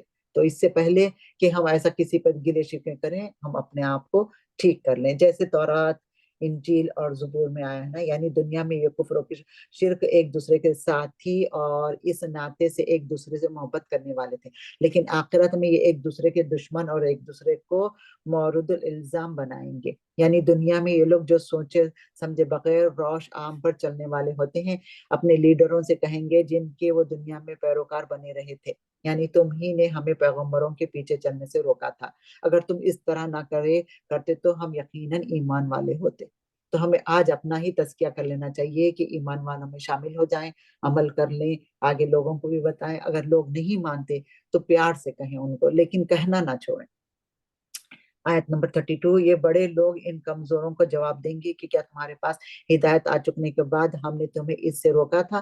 نہیں، بلکہ تم خود ہی مجرم تھے۔ بتا رہے ہیں اللہ سبحانہ تعالیٰ، ہم نے ہدایت بھیجی، کتاب بھیجی، سب کرا، لیکن تم خود نہیں مانے اور تم خود مجرم تھی، اپنی خواہشوں کے پیچھے چلے تم۔ آیت نمبر 33، اس کے جواب میں یہ کمزور لوگ ان متکبروں سے کہیں گے نہیں نہیں، بلکہ دن رات مکر و فریب سے ہمیں اللہ کے ساتھ کفر کرنے اور اس کے شریک مقرر کرنے کا ہمارا حکم دنیا ہماری بے ایمانی کا باعث ہوا۔ دیکھیں، اور عذاب کو دیکھتے ہی ہم سب کے سب دل میں پشیمان ہو رہے ہوں گے، اور کافروں کی گردنوں میں تو ہم توق ڈالیں گے، انہیں صرف ان کے لیے کرائے اعمال کا بدلہ دیا جائے گا۔ تو ان کی گردنوں میں توق ڈالیں گے اور جو یہ اعمال کرے تھے اس کا بدلہ ان کو دیا جائے گا۔ آیت نمبر 34، ہم نے جس بستی میں جو بھی آگاہ کرنے والا بھیجا وہاں کے خوشحال لوگوں نے یہی کیا جس چیز کے ساتھ تم بھیجے گئے ہو، اس کے ساتھ جو کفر کرنے والے ہیں۔ یہ نبی کریم صلی اللہ علیہ وسلم کی کو تسلی دی جا رہی ہے کہ مکہ کے روسا اور چودھری آپ پر ایمان نہیں لا رہے ہیں، آپ کو ایذائیں پہنچا رہے ہیں، تو یہ کوئی نئی بات نہیں۔ ہر دور کے اکثر خوشحال لوگوں نے پیغمبروں کی تکذیب کی ہے، اور ہر پیغمبر پر ایمان لانے والے پہل معاشرے کے غریب اور نادر قسم کے لوگ ہی ہوتے تھے، جسے نوح کی قوم نے اپنے پیغمبر سے کہا کیا ہم تجھ پر ایمان لائیں گے جبکہ تیرے پیروکار کمینے لوگ ہیں۔ دوسرے پیغمبروں کو بھی ان کی قوموں نے یہی کہا۔ آپ صلی اللہ علیہ وسلم کی بات جب یہ نہیں مان رہے کافر لوگ، تو اللہ سبحانہ تعالیٰ رسول صلی اللہ علیہ وسلم کو تسلی دینے کے لیے بتا رہے ہیں کہ پہلے بھی ایسے ہو چکا ہے اور یہ لوگ ایسے ہی کرتے ہوئے آئے ہیں۔ آیت نمبر 35، اور کہا ہم مال اولاد میں بہت بڑے ہوئے ہیں، یہ نہیں ہو سکتا کہ ہم عذاب دیے جائیں گے۔ ان کی خوش فہمی تھی کہ دنیا میں اللہ سبحانہ تعالیٰ نے انہیں نوازا ہے تو آخرت میں بھی انہیں مل جائے گا، اور یہ سمجھتے تھے کہ یہ اللہ سبحانہ تعالیٰ نے جو انہیں نوازا ہے نا پیسہ اور اولاد سے، تو یہ سمجھتے تھے کہ اللہ تعالیٰ ہم سے خوش ہے، اسی لیے اللہ تعالیٰ نے ہمیں دیا ہے، اور جو غریب ہے اللہ سبحانہ تعالیٰ ان سے ناراض ہے، اسی لیے ان کو کچھ نہیں دیا۔ تو ایسی بات نہیں ہے، اللہ سبحانہ تعالیٰ دے کر بھی آزما رہا ہے اور نہیں دے کر بھی آزما رہا ہے، دونوں کی آزمائش، ہر حال میں دونوں کی آزمائش ہے۔ جس کو دیا ہے اس کی کہ وہ کہاں خرچ کرتا ہے اور کیسے خرچ کرتا ہے اور کیسی زندگی گزارتا ہے، اور جس کو نہیں دیا وہ کتنا صبر کرتا ہے، کتنا شکر گزار ہوتا ہے۔ آیت نمبر 36، کہہ دیجئے کہ میرا رب جس کے لیے چاہے روزی کشادہ کر دیتا ہے، لیکن اکثر لوگ نہیں جانتے۔ اللہ سبحانہ تعالیٰ کی مرضی ہے, اللہ سبحانہ تعالیٰ کی بانٹ ہے. اللہ سبحانہ تعالیٰ جس کو چاہے کشادہ رزق دے دے اور جس کو چاہے رزق اس کا تنگ کر دے. آیت نمبر 37, اور تمہارا مال اور اولاد ایسے نہیں کہ تمہارے پاس مرتبہ مطلب خریب کر دے. ہاں, جو ایمان لائیں اور نیک عمل کریں, ان کے لیے ان کے اعمال کا دوہرا اجر ہے, اور وہ نڈر و بے خوف ہو کر بالا خانوں میں رہیں گے. یعنی یہ اعمال اس بات کی دلیل نہیں ہے کہ ہمیں تم سے محبت اور ہماری بارگاہ میں تمہیں خاص مقام حاصل ہے. یعنی ہماری محبت اور قرب حاصل کرنے کا ذریعہ تو صرف ایمان اور عمل صالح ہے. جس طرح حدیث میں فرمایا, اللہ تعالیٰ تمہاری شکلیں اور تمہارا مال نہیں دیکھتا, وہ تمہارے دلوں اور عملوں کو دیکھتا ہے. صحیح مسلم. بلکہ کئی گنا ایک نیکی کا اجر کم از کم 10 گنا, مزید 700 گنا, بلکہ اس سے بھی زیادہ. تو اللہ سبحانہ تعالیٰ کی رحمت, اللہ سبحانہ تعالیٰ کا اذن, اللہ سبحانہ تعالیٰ کی مشیت کہ جتنا وہ چاہے اجر دیں, چاہے ایک کا 1 دیں, ایک کا 7 دیں, ایک کا 700 دیں, ایک کا ہزاروں میں دیں, لاکھوں میں دیں, جتنی اس کی مرضی اللہ سبحانہ تعالیٰ دے. تو اللہ سبحانہ تعالیٰ یہاں پر ہمیں خوشخبری بھی دے رہے ہیں, بتا رہے ہیں, ڈرا بھی رہے ہیں اور خوشخبری بھی دے رہے ہیں, دونوں باتیں بتا رہے ہیں. تو ہمیں خوش ہونا چاہیے اور نیک عمل میں اضافہ کرنا چاہیے. 38, اور جو لوگ ہماری آیتوں کے مقابلے کی تک دودھ میں لگے رہتے ہیں, یہی ہیں جو عذاب میں پکڑ کر حاضر رکھے جائیں گے. آیت نمبر 39, کہہ دیجئے کہ میرا رب اپنے بندوں میں جس کے لیے چاہے روزی کشادہ کرتا ہے اور جس کے لیے چاہے تنگ کر دیتا ہے. تم جو کچھ بھی اللہ کی راہ میں خرچ کرو گے, اللہ اس کا پورا بدلہ دے گا, اور سب سے بہتر روزی دینے والا تو اللہ ہی ہے. اللہ ہی دینے والا, سب کو روزی دینے والا اللہ ہے, وہی دے گا, ہمیں بھی, آپ کو بھی, سب کو بھی. آپ صلی اللہ علیہ وسلم نے قسم کھا کر کہا کہ صدقہ کرو, صدقہ کرنے سے مال میں اضافہ ہوتا ہے, مال بڑھتا ہے. تو جس کو دیا ہے نا اللہ تعالیٰ, وہ کنجوسی کر کے روک کے نہ رکھے. وہ جتنا روک کے رکھے گا وہ اتنا اس کو حساب دینا پڑے گا, اور جتنا ہم دے دیں گے نا وہ آگے ہمیں مل جائے گا. حدیث کا مفہوم بھی آتا ہے نا کہ جب بی بی عائشہ رضی اللہ تعالیٰ عنہا سے کہ جب قربانی دی, ایک بکرا کاٹا تو پھر سارا گوشت بانٹ دیا, پھر ایک دست رہ گئی, ایک ٹانگ, کچھ تھوڑا سا رہ گیا گوشت. تو پھر آپ صلی اللہ علیہ وسلم نے بی بی عائشہ رضی اللہ تعالیٰ عنہ سے پوچھا کہ تم نے سب بانٹ دیا؟ تو پھر انہوں نے کہا ایک رہ گیا ہے تھوڑا سا. تو آپ صلی اللہ علیہ وسلم نے فرمایا تم نے جتنا بھی بانٹ دیا وہ سارا محفوظ ہو گیا, جو یہ ایک رہ گیا ہے یہ تو پھر یہ بیکار ہوگا یا ضائع ہوگا, اس کا اجر نہیں ہے. جو پہنچ گیا آگے, تم نے دے دیا, وہ محفوظ ہو گیا. پھر اس کا, اور پھر ہمیں یقین بھی رکھنا چاہیے کہ میں نے جو دیا ہے, میں نے جو کرا ہے وہ محفوظ ہو گیا, وہ قیامت والے دن مجھے ملے گا. اب آج دیکھ لینا, آج ہماری تھوڑی سی دنیاوی بات دیکھ لے سکتے ہیں ہم ہمارا کام کرتے ہیں, نوکری کرتے ہیں, ہمارا پے چیک ڈائریکٹ بینک میں چلے جاتا ہے. ہم کتنے پرسکون ہیں, اطمینان میں ہیں, ہم سمجھتے ہیں بہت محفوظ ہے ہمارا وہ چیک ہے نا, جو ہمارا پیسہ ہے بینک میں ہے, بے حد محفوظ جگہ ہے. تو اسی طرح آپ سوچیں, جب صدقہ کریں تو بہترین چیز صدقہ کریں. جب آپ صدقہ کرتے ہیں تو بی بی عائشہ رضی اللہ تعالیٰ عنہا فرماتی ہیں, حدیث کا مفہوم ہے کہ جو بھی صدقہ آپ دیتی ہیں, جس کسی کے ہاتھ میں آپ رکھ رہے ہیں, آپ صلی اللہ علیہ وسلم نے فرمایا عائشہ تم جب بھی صدقہ دیتی ہو تو یہ صدقہ پہلے اللہ کے ہاتھ میں جاتا ہے, پھر اس بندے کے ہاتھ میں جاتا ہے. تو جب یہ بات سنی بی بی عائشہ رضی اللہ تعالیٰ عنہا نے, تو اس کے بعد سے وہ جب بھی صدقہ کرتی تھی تو اس کو عطر لگا کے دیتی تھی. سوچیں آپ, سوچ کا فرق ہے نا, ہم اپنی سوچ بدل لیں, ہمیں اپنا زاویہ بدلنا چاہیے کہ بھئی جب آپ اللہ کے لیے دے رہے تو پرانا سوٹ نکال کے نہ دیں, ایک نیا بھی دے دیں. ہاں, پہلے اللہ کے ہاتھ میں جائے گا, پھر اس بندے کے ہاتھ میں جائے گا. تو ہم نے جو کچھ دے دیا ہے, آگے پہنچا دیا ہے, بھرپور یقین رکھیں کہ یہ قیامت والے دن ہمیں ملے گا.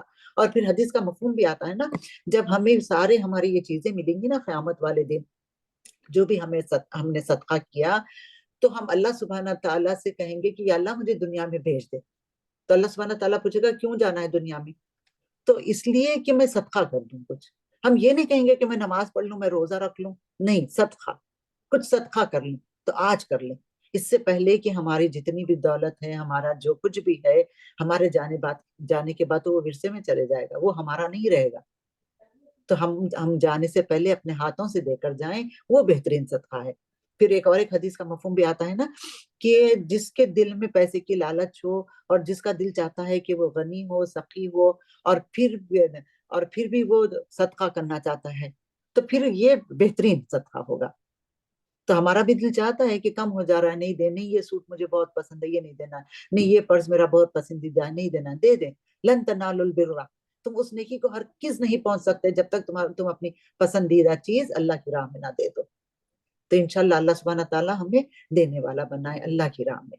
آیت نمبر 40, اور ان سب کو اللہ اس دن جمع کر کے فرشتوں سے دریافت فرمائے گا, کیا یہ لوگ تمہاری عبادت کرتے تھے؟ اللہ سبحانہ تعالیٰ پوچھیں گے اس دن.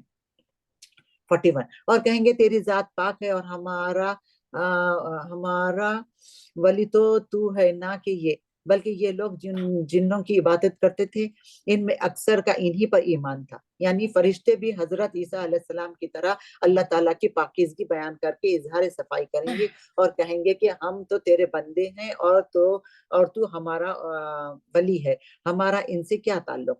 تو یہ بتا دیں گے اس دن کہ ہمارا کوئی تعلق نہیں ہے ان سے, ہم تو صرف اور صرف آپ کی ہی عبادت کرتے ہیں اور آپ ہی ہمارے معبود ہیں انشاءاللہ تعالی.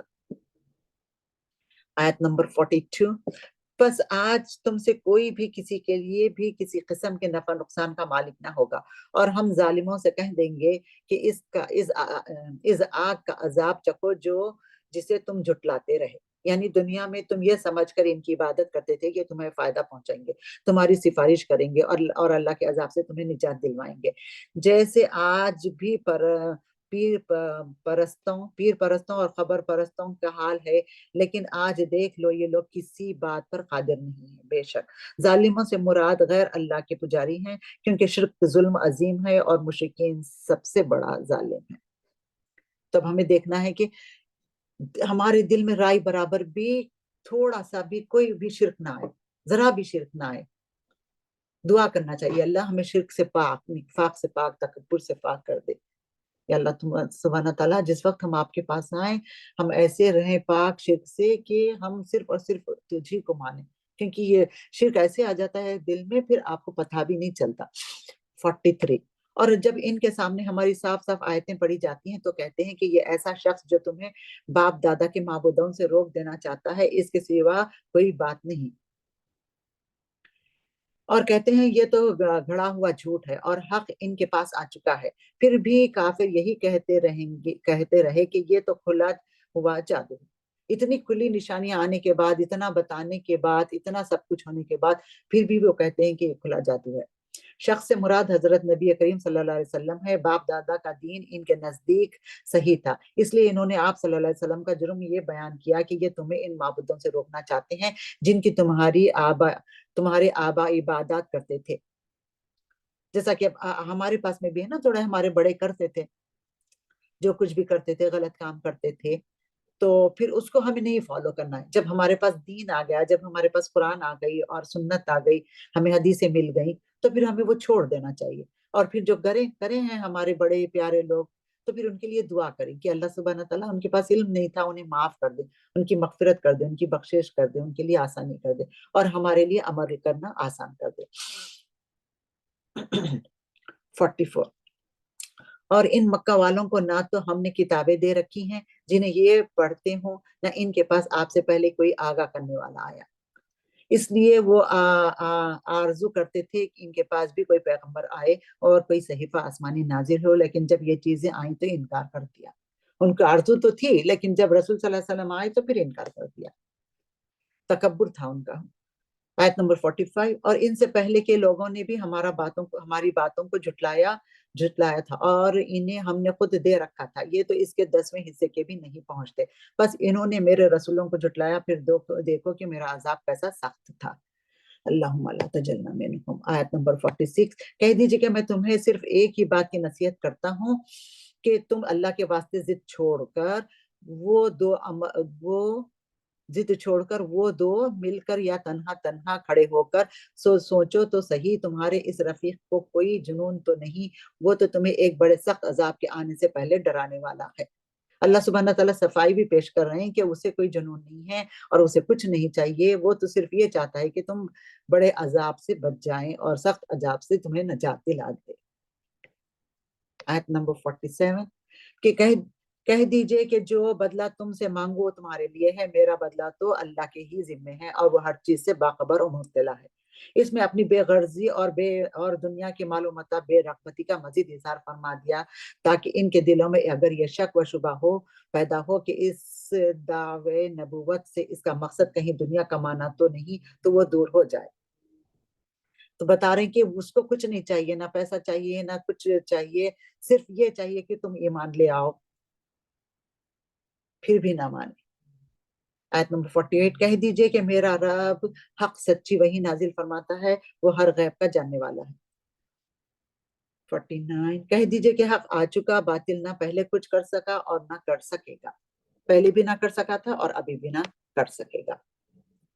50 کہہ دیجئے کہ اگر میں بہک جاؤں تو میرے بہکنے کا وبال مجھ پر ہے، اور اگر میں راہ ہدایت پر ہوں تو یہ سبب اسی وحی کے جو میرے پروردگار مجھے کرتا ہے، اور وہ بڑا ہی سننے والا اور بہت ہی قریب ہے۔ اللہ سبحانہ تعالیٰ سننے والا ہے اور بہت قریب ہے، یعنی بھلائی سب اللہ کی طرف سے ہے، اور اللہ تعالیٰ نے جو وحی اور حق مبین نازل فرمایا اس میں رشد و ہدایت ہے، صحیح راستہ لوگوں کو اس سے ملتا ہے، پس جو گمراہ ہوتا ہے تو ان میں سے انسان کی اپنی ہی کوتاہی اور ہوائے نفس کا داخل ہوتا ہے، اسی لیے اس کا وبال بھی اسی پر ہوگا۔ جس طرح حدیث میں فرمایا تم بحری اور غائب ذات کو نہیں پکار رہے ہو بلکہ اس کو پکار رہے ہو جو سننے والا، قریب اور قبول کرنے والا ہے۔ اللہ سبحانہ تعالیٰ قریب بھی ہے، سننے والا بھی ہے اور قبول کرنے والا بھی ہے۔ تو یہ تینوں باتوں کی ہمیں ہدایت دی جا رہی ہے، تو یہ تینوں باتوں پر یقین رکھ کے پھر عمل کریں۔ 51 اور اگر آپ وہ وقت ملاقات کریں جبکہ یہ کفار گھبرائے پھریں گے اور پھر نکل بھاگنے کی کوئی صورت نہ ہوگی اور قریب کی جگہ سے گرفتار کر لیے جائیں گے۔ اللہ اکبر، اللہ ہمارا تجلی منہ۔ 52 اس وقت کہیں گے ہم اس قرآن پر ایمان لائیں، لیکن اس قدر دور جگہ سے مطلوبہ چیز کیسے ہاتھ آ سکتی ہے۔ 53 اس سے پہلے تو انہوں نے اس سے کفر کیا تھا اور دور دراز سے بن دیکھے بھٹکتے رہے، انہوں نے کفر کیا اور دور دراز بن دیکھے بھٹکتے رہے۔ اللہ اکبر۔ 54 ان کی چاہتوں اور ان کے درمیان پردہ حائل کر دیا گیا، جیسے کہ اس سے پہلے بھی ان جیسوں کے ساتھ کیا گیا، وہ بھی انہی کی طرح شک و تردد میں پڑے ہوئے تھے۔ سورہ فاتر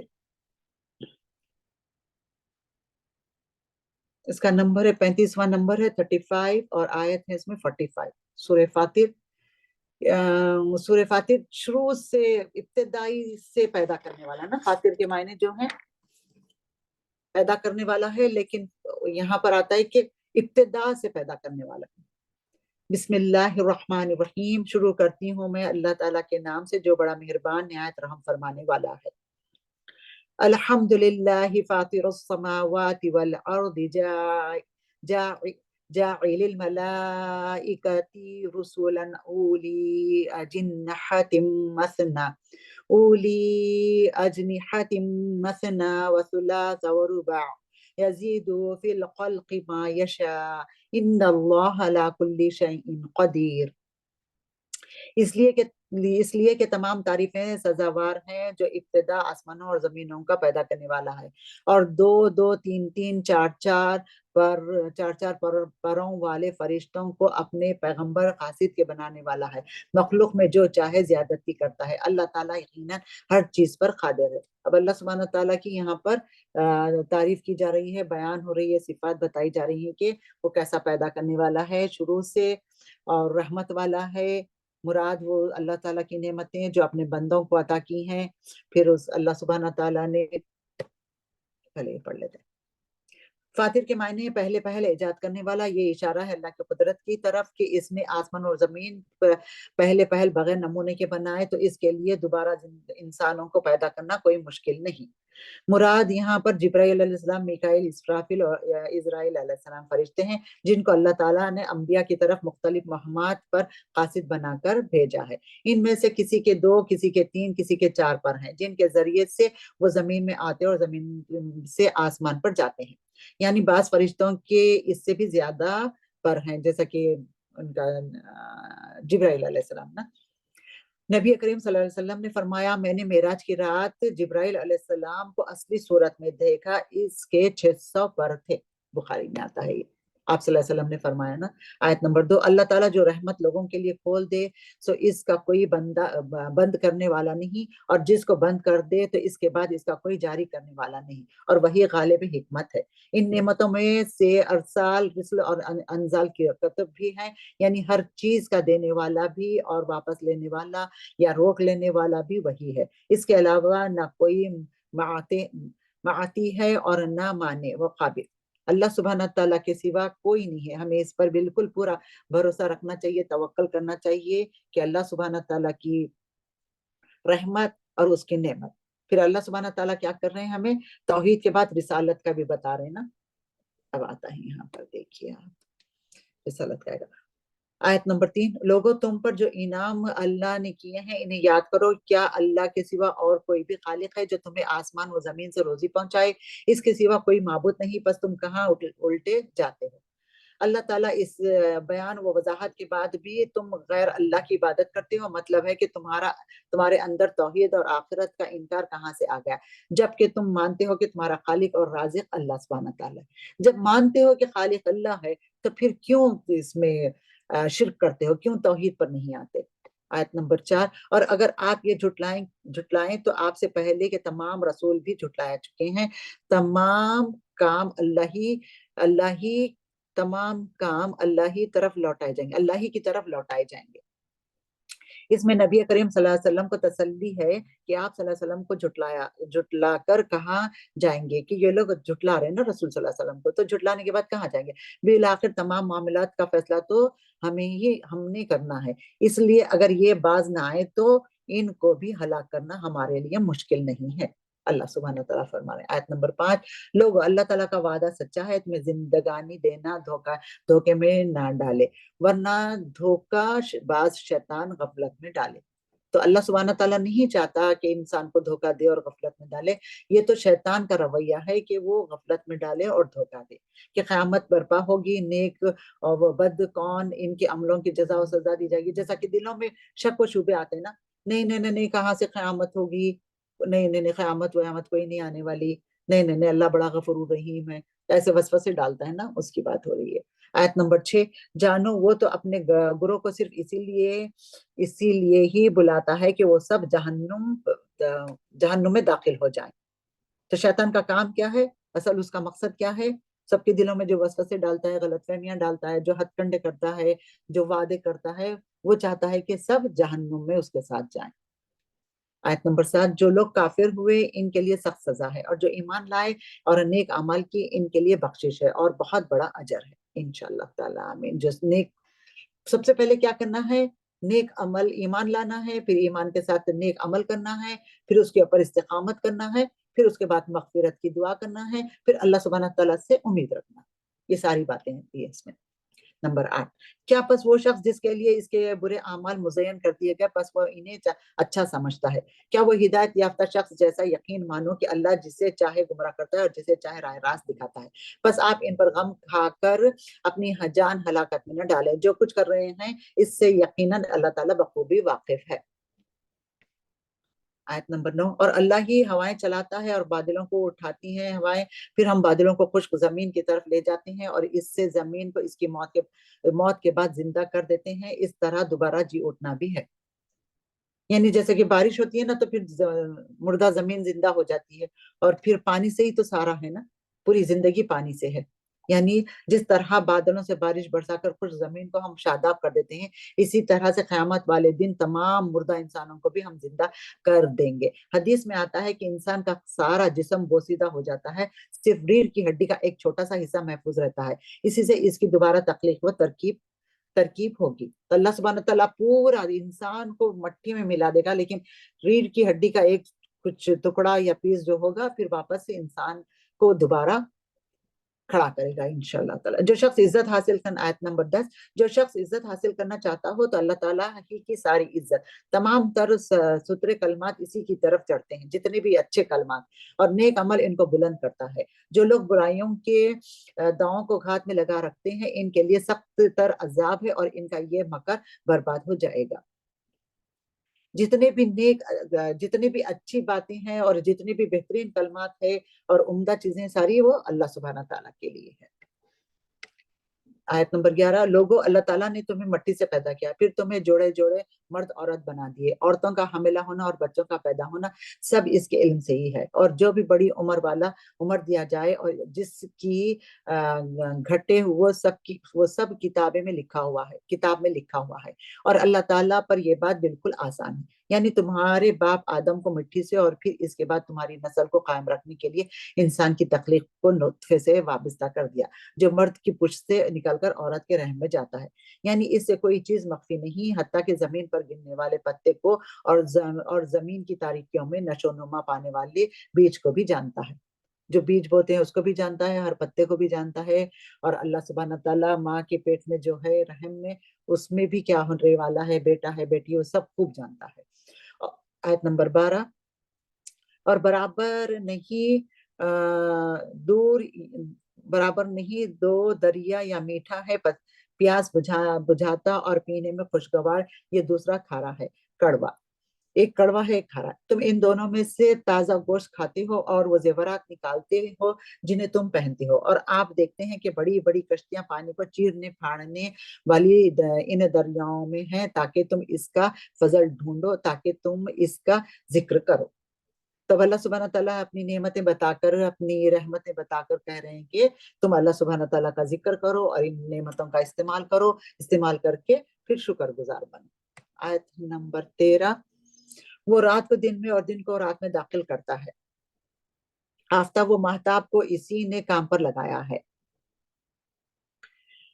ہر ایک میعاد معین پر چل رہا ہے یہی ہے اللہ تم سب کا پالنے والا اسی کی سلطنت ہے جنہیں تم اس کے سوا پکار رہے ہو تو وہ کھجور کی گٹلی کے چھلکے کے بھی مالک نہیں یعنی اللہ سبحانہ تعالیٰ اپنی مثال دیکھی بھی بتا رہے ہیں کہ تم جسے پکار رہے ہو وہ کچھ نہیں کر سکتا جو بت بنائے رکھے ہیں وہ بات بھی نہیں کر سکتا وہ کسی کا دفاع بھی نہیں کر سکتا وہ دعا بھی قبول نہیں کر سکتا پھر یہاں پر مثال دے کر بتا رہے ہیں اللہ سبحانہ تعالیٰ کہ کھجور کی گٹلی کے اندر جو چھلکا ہوتا ہے اس کے بھی تم مالک نہیں ہو تو پھر تم کیسے اس سے مانگتے ہو ان معبودوں سے آیت نمبر 14 اگر تم انہیں پکارو وہ تمہاری پکار سنتے ہی نہیں اور اگر بالفرض سن بھی لیں تو فریاد رسی نہیں کریں گے بلکہ قیامت کے دن تمہارے شریک اس شرک کا صاف انکار کر جائیں گے آپ کو کوئی بھی حق تعالیٰ جیسی خبردار خبر نہ دے گا کوئی نہیں دے گا آیت نمبر 15 اے لوگو تم اللہ کے محتاج ہو اور اللہ بے نیاز اور خوبیوں والا ہے بے شک ہم بے نیاز ہیں اللہ تعالیٰ بے نیاز ہے اور ہم محتاج ہیں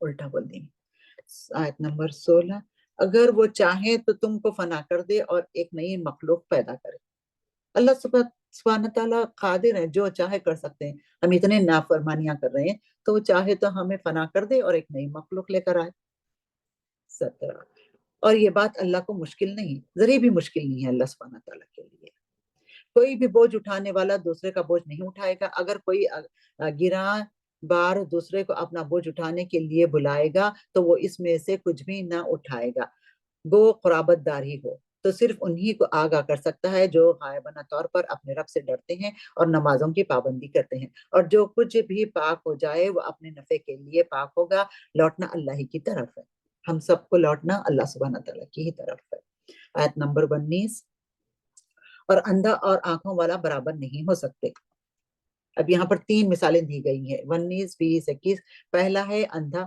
اور پھر یہ دوسرا ہے اور نہ تاریکی نہ روشنی پھر یہاں پر تیسرا ہے نہ چھاؤں نہ دھوپ یہ تینوں باتیں بتا رہے ہیں اللہ سبحانہ تعالیٰ یہ ایک نہیں ہو سکتے اندھا اور دیکھنے والا ایمان والا اور کافر پھر یہاں پر دیکھیے آپ نہ تاریکی نہ روشنی اندھے سے مراد کافر اور آنکھوں سے مراد مومن اندھیروں سے باطل اور روشنی سے مراد حق باطل کی بے شمار قسمیں ہیں اس لیے اس کے لیے جمود کا اور حق چونکہ متعدد نہیں ہے متعدد نہیں ایک ہی ہے اس لیے اس کے لیے واحد کا صیغہ استعمال کیا گیا ہے یہ ثواب و عطاب یا جنت و دوزخ کی تمثیل ہے آیت نمبر 22 اور زندہ اور مردے برابر نہیں ہو سکتے اللہ تعالیٰ جس کو چاہتے ہیں سنا دیتا ہے اور آپ کو نہیں سنا سکتے جو خبروں میں ہیں بے شک آیت نمبر 24 ہم نے ہی آپ کو حق دے کر خوشخبری سنانے والا اور ڈرانے والا بنا کر بھیجا اور کوئی امت ایسی نہیں ہوئی جس میں کوئی ڈر سنانے والا نہ گزرا ہو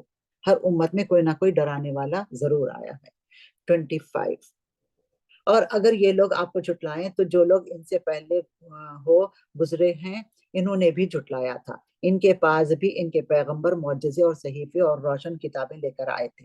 تو اللہ سبحانہ تعالیٰ آپ صلی اللہ علیہ وسلم کو تسلی دے رہے ہیں کہ آپ سے پہلے بھی جو پیغمبر آئے ان کو انہوں نے جھٹلایا، تو آپ کو جھٹلا رہے ہیں تو کوئی نئی بات نہیں ہے، تاکہ کوئی قوم یہ نہ کہہ سکے ہمیں تو ایمان اور کفر کا پتہ ہی نہیں، اس لیے ہمارے پاس کوئی پیغمبر بھی نہیں آیا۔ بنا بری اللہ نے ہر امت میں ایک نبی بھیجا، جس طرح دوسرے مقام پر بھی فرمایا یا ولکل قوم ہاد، یا ولکل قوم ہاد۔ اچھا، تو اللہ سبحانہ تعالیٰ کوئی قوم بھی ایسی نہیں بنائی جس کے پاس میں کوئی ڈرانے والا نہیں آیا، ہر قوم میں ڈرانے والا آیا، ہر قوم میں سے ان کے پاس سے ان کا پیغمبر آئے اور ڈرائے، ان کو توحید بتائی، حق کی بات بتائی، اچھائی کی بات بتائی، برائی سے روکی، لیکن ہر کسی نے انہیں جھٹلایا۔ تو اللہ سبحانہ تعالیٰ رسول صلی اللہ علیہ وسلم کو آپ کو تسلی دے رہے ہیں۔ 26، پھر میں نے ان کافروں کو پکڑ لیا سو میرا عذاب کیسا ہے، یعنی کیسے سخت عذاب کے ساتھ میں نے ان کی گرفت کی اور انہیں تباہ و برباد کر دیا۔ اللہ تعالیٰ قادر ہے۔ 27، کیا آپ نے اس بات پر نظر نہیں کی کہ اللہ تعالیٰ نے آسمان سے پانی اتارا، پھر ہم نے اس کے ذریعے سے مختلف رنگوں کے پھل نکالے، اور پہاڑوں کے مختلف حصے ہیں سفید اور سرخ کہ ان کی بھی رنگیں مختلف ہیں اور بہت گہرے سیاہ۔ اور اللہ سبحانہ تعالیٰ سارا اپنی تخلیق بتا رہے ہیں کہ کیا کیا چیزیں ہیں اللہ کی سبحانہ تعالیٰ کی قدرت دیکھنے کے لیے، اس کے باوجود بھی نہیں مانتے۔ آیت نمبر 27، اور اسی طرح آدمیوں اور جانوروں اور چوپایوں میں بھی بعض ایسے ہیں ان کی رنگتیں مختلف ہیں، یہ اللہ اس کے وہی بندے ڈرتے ہیں، اللہ سے اس کے وہی بندے ڈرتے ہیں جو علم رکھتے ہیں، واقعی اللہ تعالیٰ زبردست بڑا بخشنے والا ہے، بے شک بخشنے والا ہے۔ آیت نمبر 29، جو لوگ اللہ کی کتاب کی تلاوت کرتے ہیں اور نماز کی پابندی رکھتے ہیں اور جو کچھ ہم نے ان کو عطا فرمایا ہے اس میں پوشیدہ اور علانیہ خرچ کرتے ہیں، وہ ایسی تجارت کے امیدوار ہیں جو کبھی خسارہ میں نہ ہوگی۔ تو اللہ سبحانہ تعالیٰ ہمیں ان میں سے کر دے کہ ہم ایسی تجارت کریں جس میں کبھی خسارہ نہ ہو، ہر کام اللہ سبحانہ تعالیٰ کی رضا کے لیے، اس کے چہرے کے لیے، اس کے دیدار کے لیے کریں، اور ہر وقت اپنی نیت کو چیک کرتے رہیں۔ بعض وقت ہو جاتا ہے نا تھوڑی سی نیتیں خلل آ جاتا ہے، فطور آ جاتا ہے، تو اپنے آپ کو بار بار یاد دہانی دیں، اپنے آپ کو چیک کریں اور اپنے آپ کو ٹھیک کریں، اپنا تزکیہ کریں۔ کتاب اللہ سے مراد قرآن کریم ہے، تلاوت کرتے ہیں یعنی پابندی سے اس کا اہتمام کرتے ہیں۔ اقامت صلاۃ کا مطلب ہوتا ہے نماز کی ادائیگی جو مطلوب ہے، یعنی وقت کی پابندی اور اعتدال ارکان اور خشوع و خضوع کے اہتمام کے ساتھ پڑھنا، یعنی رات دن علانیہ پوشیدہ دونوں طریقوں سے حسب ضرورت خرچ کرتے ہیں۔ بعض کے نزدیک پوشیدہ سے نفلی صدقہ اور علانیہ سے صدقہ واجبہ زکوٰۃ مراد ہے، یعنی ایسے لوگوں کا اجر اللہ کے ہاں یقینی ہے جس میں مندی اور کمی کا امکان نہیں۔ تو صدقے میں بہت ساری چیزیں آ جاتی ہیں، یہ بھی آتا نا کہ جس نے قرآن بآواز بلند پڑھا اس نے دکھا کر صدقہ کیا، جس نے قرآن آہستہ پڑھا، حدیث کا مفہوم ہے کہ اس نے چھپا کر صدقہ کیا۔ تو ہم بہت ہماری ساری زندگی ہمارا جینا مرنا ہے، ہمارا چلنا پھرنا، ہر ہمارے ایکشن میں کوئی نہ کوئی بات ہے، اچھائی کی بات ہے، صدقہ کرنے کی بات ہے۔ جب ہم اچھا کام کرتے ہیں نا تو صدقہ ہوتا ہے، پھر اس کو دیکھ کے لوگ عمل کرتے ہیں نا، تو ہمیشہ اسی لیے جیسا کہ سلام میں پہل کی، صدقہ کیا نا تو اس کو دیکھ کر لوگ عمل کرتے ہیں۔ اسی طرح سے بہت اچھی باتیں تو بہت ہے، لیکن اب وقت کی کمی۔ آیت نمبر 30، تاکہ ان کو ان کی اجرتیں پوری دے دے اور ان کو اپنے فضل سے زیادہ، بے شک وہ بڑا بخشنے والا قدردان ہے۔ اللہ سبحانہ تعالیٰ جب ہم کریں گے نا تو وہ بڑا غفور الرحیم ہے اور شکور ہے، ہماری قدر بھی کرے گا اور ہمیں خوب دے گا۔ آیت نمبر 31، یہ کتاب جو ہم نے آپ کے پاس وحی کے طور پر بھیجی ہے یہ بالکل ٹھیک ہے جو آپ کے اپنے سے پہلی کتابوں کی تصدیق کرتی ہے، اللہ تعالیٰ اپنے بندوں کی پوری خبر رکھنے والا، خوب دیکھنے والا ہے۔ آیت نمبر 32، پھر ہم نے ان لوگوں کو اس کتاب کا وارث بنایا جن کو ہم نے اپنے بندوں میں پسند فرمایا، پھر بعض تو ان میں اپنی جانوں پر ظلم کرنے والے ہیں اور بعض ان میں سے متوسط درجے کے ہیں، اور بعض ان میں سے اللہ کی توفیق سے نیکوں میں ترقی کیے چلے جاتے ہیں، یہ بڑا فضل ہے۔ آیت نمبر 33، وہ باغات میں ہمیشہ رہنے کی جن میں یہ لوگ داخل ہوں گے، سونے کے کنگن موتی پہنائے جائیں گے اور پوشاک ان کی ریشم ہوگی۔ اللہ سبحانہ تعالیٰ انہیں نوازے گا یہ نا ساری چیزوں سے انشاءاللہ تعالیٰ۔ 32، ابھی 33، اور کہیں گے اللہ تعالیٰ کا لاکھ لاکھ شکر ہے جس نے ہم سے غم دور کیا، بے شک ہمارا پروردگار بڑا بخشنے والا قدردان ہے۔ 35 ہاں، جس نے ہم کو اپنے فضل سے ہمیشہ رہنے کے مقام میں لا اترا، جہاں نہ ہم کو کوئی تکلیف پہنچے گی اور نہ ہم کوئی خستگی پہنچے گی. آیت نمبر 36. اور جو لوگ کافر ہیں ان کے لیے دوزخ کی آگ ہے، نہ تو ان کی قضا ہی آئے گی کہ مر ہی جائیں، اور نہ دوزخ کا عذاب ان سے ہلکا کیا جائے گا. ہم کافر کو ایسی ہی سزا دیتے ہیں. 37. اور وہ لوگ جو اس طرح چلائیں گے کہ اے ہمارے رب ہم کو نکال لے، ہم اچھے کام کریں گے، برخلاف ان کاموں کے جو کیا کرتے تھے. اللہ کہے گا کیا ہم نے تم کو اتنی عمر نہ دی تھی؟ جس کو سمجھنا ہوتا وہ سمجھ سکتا، اور تمہارے پاس ڈرانے والا بھی پہنچا تھا. سو مزہ چکھو، ایسے ظالموں کا کوئی مددگار نہیں. تو اللہ سبحانہ تعالیٰ یہاں پر بتا رہے ہیں کہ جس کو 60 سال کی عمر دے دی نا، اور اتنی عمر پانے کے بعد بھی پھر وہ اپنا تزکیہ نہ کرا، اللہ کی کتاب نہیں پڑھا، اللہ کا حکم نہیں مانا، تو پھر اس کے ساتھ اللہ سبحانہ تعالیٰ اس کا حساب ہوگا. آیت نمبر 38. بے شک اللہ تعالیٰ جاننے والا ہے آسمانوں اور زمین کی پوشیدہ چیزوں کا، بے شک وہی جاننے والا ہے سینوں کی باتوں کا. آیت نمبر 39. وہی ایسا ہے جس نے تم کو زمین میں آباد کیا، سو جو شخص کفر کرے گا اس کے کفر کا وبال اسی پر پڑے گا، اور کافروں کے لیے ان کے کفر ان کے پروردگار کے نزدیک ناراضگی ہے، بڑھنے کا باعث ہوتا ہے، اور کافروں کے لیے ان کا کفر خسارہ یہ بڑھنے کے باعث ہوگا. آیت نمبر 40. آپ کہیے کہ تم اپنے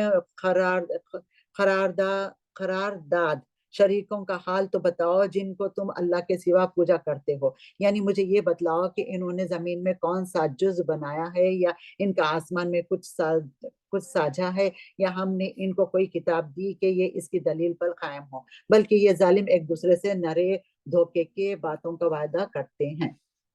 آیت نمبر 41. یقینی بات ہے کہ اللہ تعالیٰ آسمانوں اور زمین کو تھامے ہوئے ہے کہ وہ ٹل نہ جائے، اور اگر ٹل جائیں تو پھر اللہ کے سوا اور کوئی ان کو تھام بھی نہیں سکتا. وہ حلیم ان غفور ہے. اللہ سبحانہ تعالیٰ اپنی قدرت بتا رہے ہیں، اور غفور الرحیم ہے، کیسا اس کو تھام کے رکھا ہوا ہے، ورنہ ہمارے سر پہ آ گئے. 42. اور ان کفار نے بڑی زوردار قسم کھائی تھی کہ اگر ان کے پاس کوئی ڈرانے والا آئے تو وہ ہر ایک امت سے زیادہ ہدایت قبول کرنے والے ہوں گے. پھر جب ان کے پاس ایک پیغمبر آ پہنچے تو بس ان کی نفرت ہی میں اضافہ ہو گیا. پہلے تو بہت وعدے کرتے تھے کہ ہم یہ کریں گے، یہ کریں گے ہم، پھر جب آ گیا تو پھر انہوں نے انکار کر دیا. آیت نمبر 43.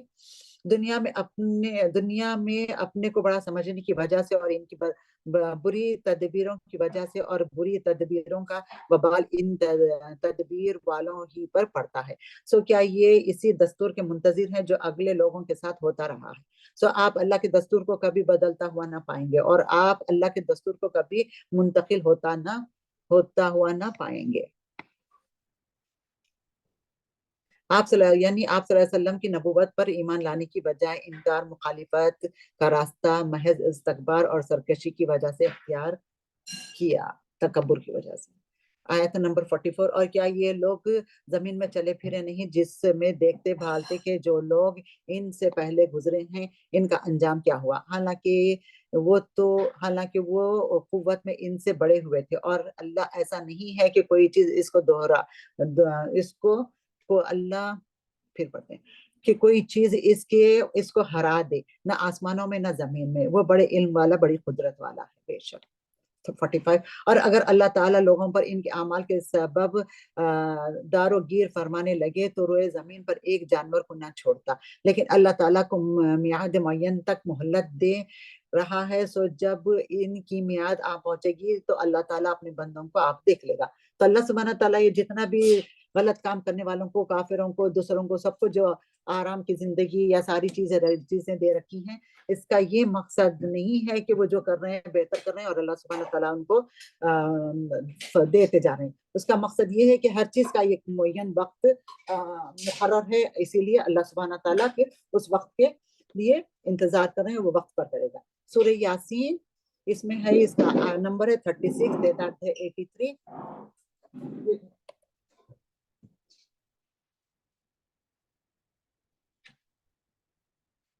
بسم اللہ الرحمن الرحیم. شروع کرتی ہوں اللہ کے نام سے جو بڑا مہربان نہایت رحم کرنے والا ہے.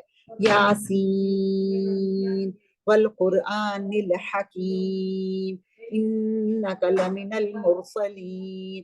بعض نے اس کے معنی یا یا رجل یا انسان کی ہیں. بعض نے اسے نبی کریم صلی اللہ علیہ وسلم کے نام اور بعض نے اسے اللہ کے اسماء الحسنی میں سے بتایا ہے. لیکن یہ سب اقوال بلا دلیل ہیں. یہ سب ان حروف مقطعات میں سے ہیں جن کا معنی و مفہوم اللہ کے سوا کوئی نہیں جانتا. واللہ اعلم.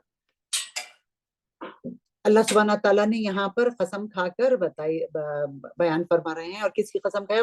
یا قرآن کی جو محکم ہے, جو اللہ سبحانہ تعالیٰ قسم کھائی ہے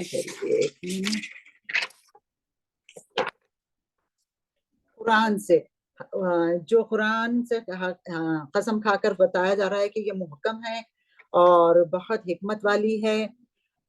اور اللہ سبحانہ تعالیٰ فرما رہے ہیں مشرکین نبی کریم صلی اللہ علیہ وسلم کی رسالت میں شک کرتے تھے, اس لیے آپ صلی اللہ علیہ وسلم کی رسالت کا انکار کرتے اور کہتے تھے کہ یہ تو پیغمبر ہی نہیں. اللہ نے ان کے جواب میں قرآن حکیم کی قسم کھا کر کہا آپ صلی اللہ علیہ وسلم اس کے پیغمبروں میں سے ہیں. اس میں آپ صلی اللہ علیہ وسلم میں شرف و فضل و اظہار ہے. اللہ تعالیٰ نے کسی رسول کی رسالت کی قسم نہیں کھائی. یہ بھی آپ صلی اللہ علیہ وسلم کی امتیازات اور خصائص میں سے ہیں کہ اللہ تعالیٰ نے آپ صلی اللہ علیہ وسلم کی رسالت کے اس بات کے لیے قسم کھائی ہے.